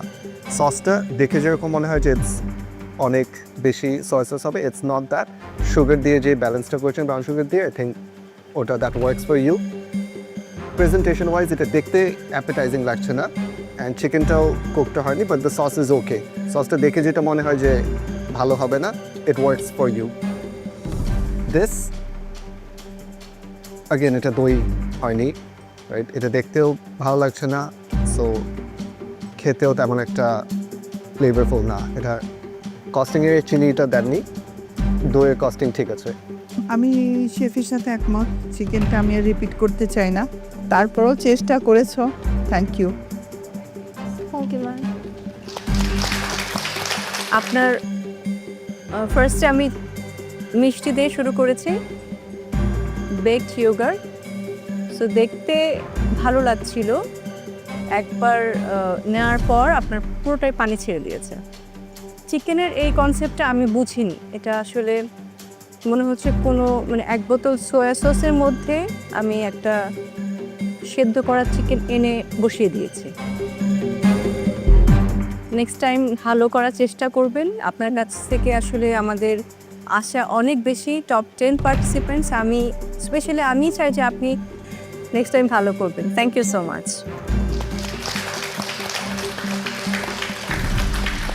Thank you sir. Thank you ma'am. Thank you Lina.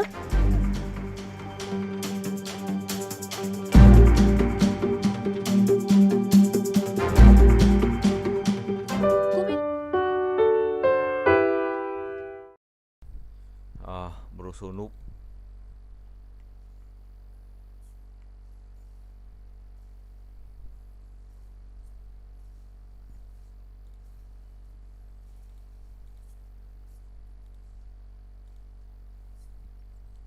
Trông núp điên. Ô bre.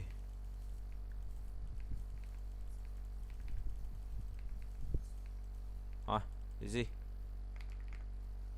Không mở được à?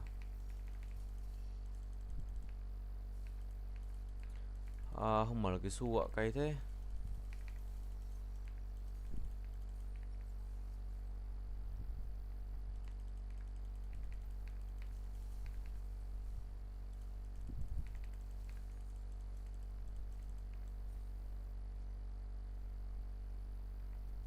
Kinh, ảnh khôn, ảnh khôn.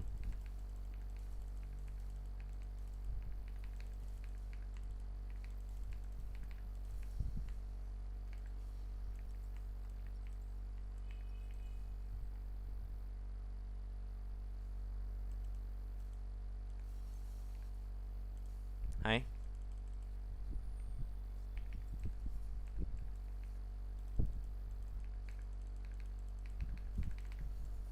Xong rồi bắn mỗi thằng cái chết.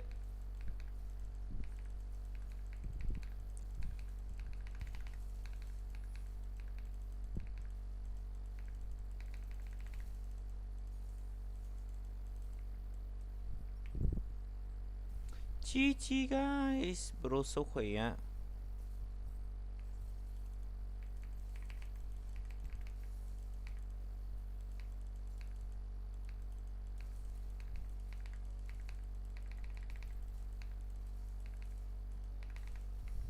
Ngu.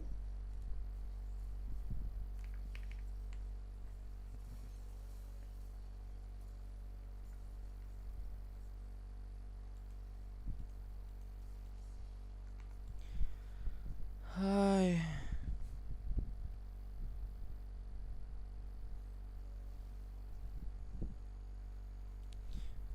Ôi dồi ôi.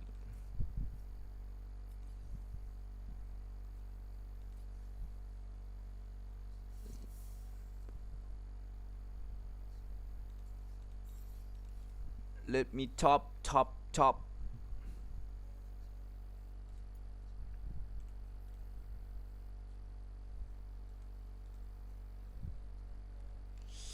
Nhận một cái này đi. Nhau lúc mai sau, có phải ngay lúc đầu anh vừa chẳng chọn em đâu.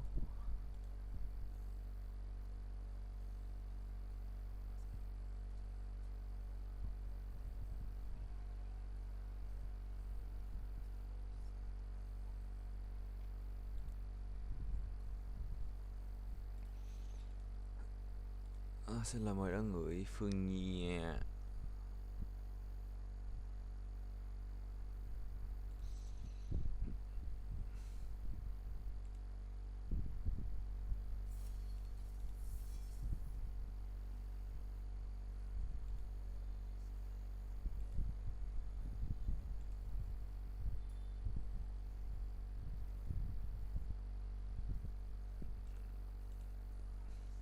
Không hứng thú.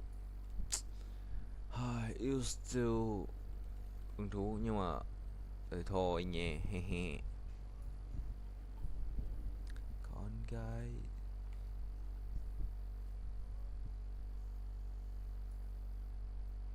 Smolder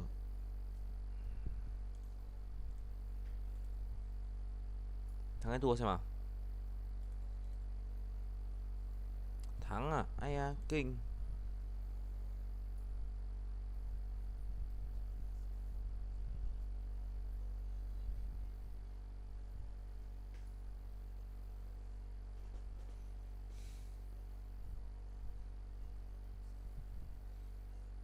Làm gì để em đừng nghĩ em không quan trọng. Let's go farming.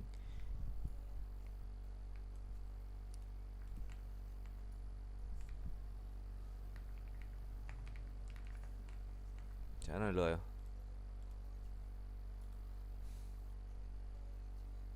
Đây rồi. Anemia về súp. Nồi Exorcist. Đây rồi. lúc mai sau có phải ngay lúc đầu.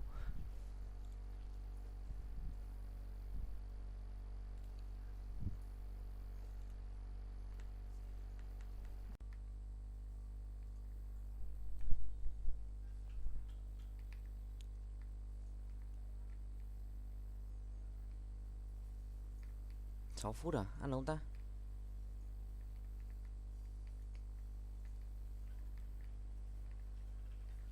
Một x, một z.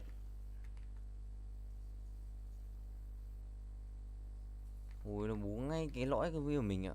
Bực mình thế.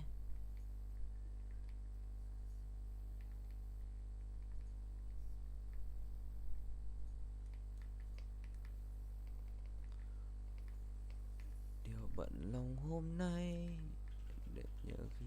Ui, nhảy nhọt.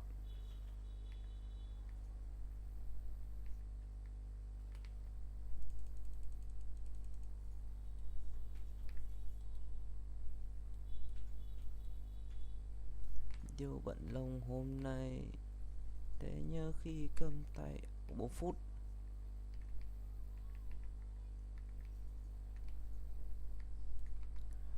Có thể sưởi ấm tim người. Ấy, đừng giết thầy, đừng giết thầy. Này đánh đau quá đấy.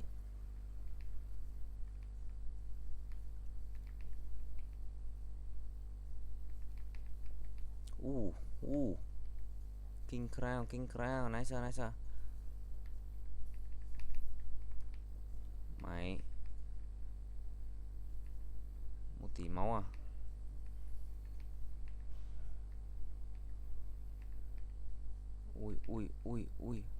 Ui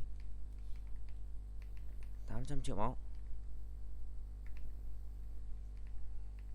Khỏe thế, chủ đấy. Moria chủ đấy. Lé ngay. Sao vẫn sinh ra vậy? Game meta.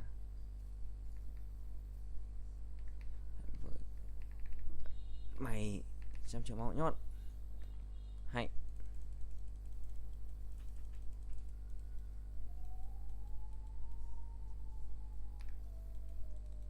Tôi ôm lấy điều bận lòng hôm nay.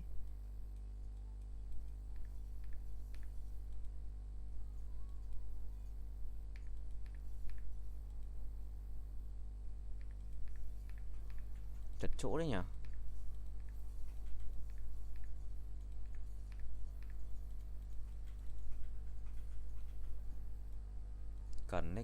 Cần đấy.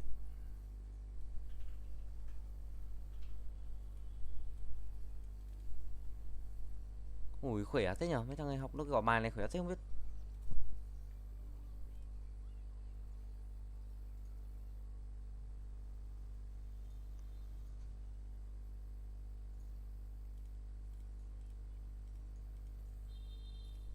Nâng cấp cái này thì chỉ cầm cái này. Đây là cầm cái này. Cái này thì full cái này đi.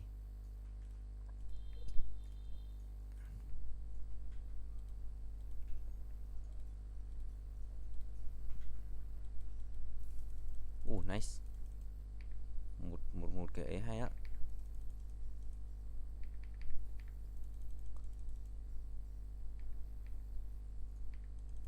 Bán.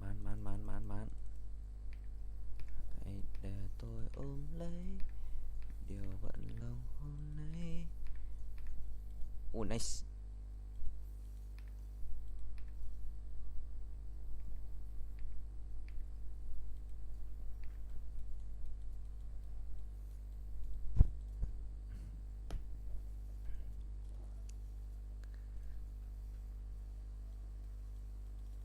Lắp cái này đi.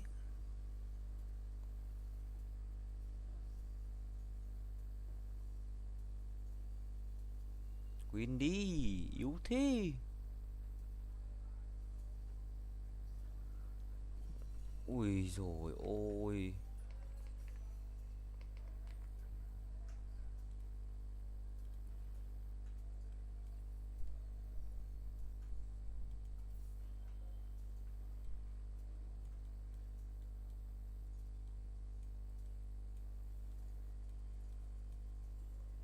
বলছিলাম যেমন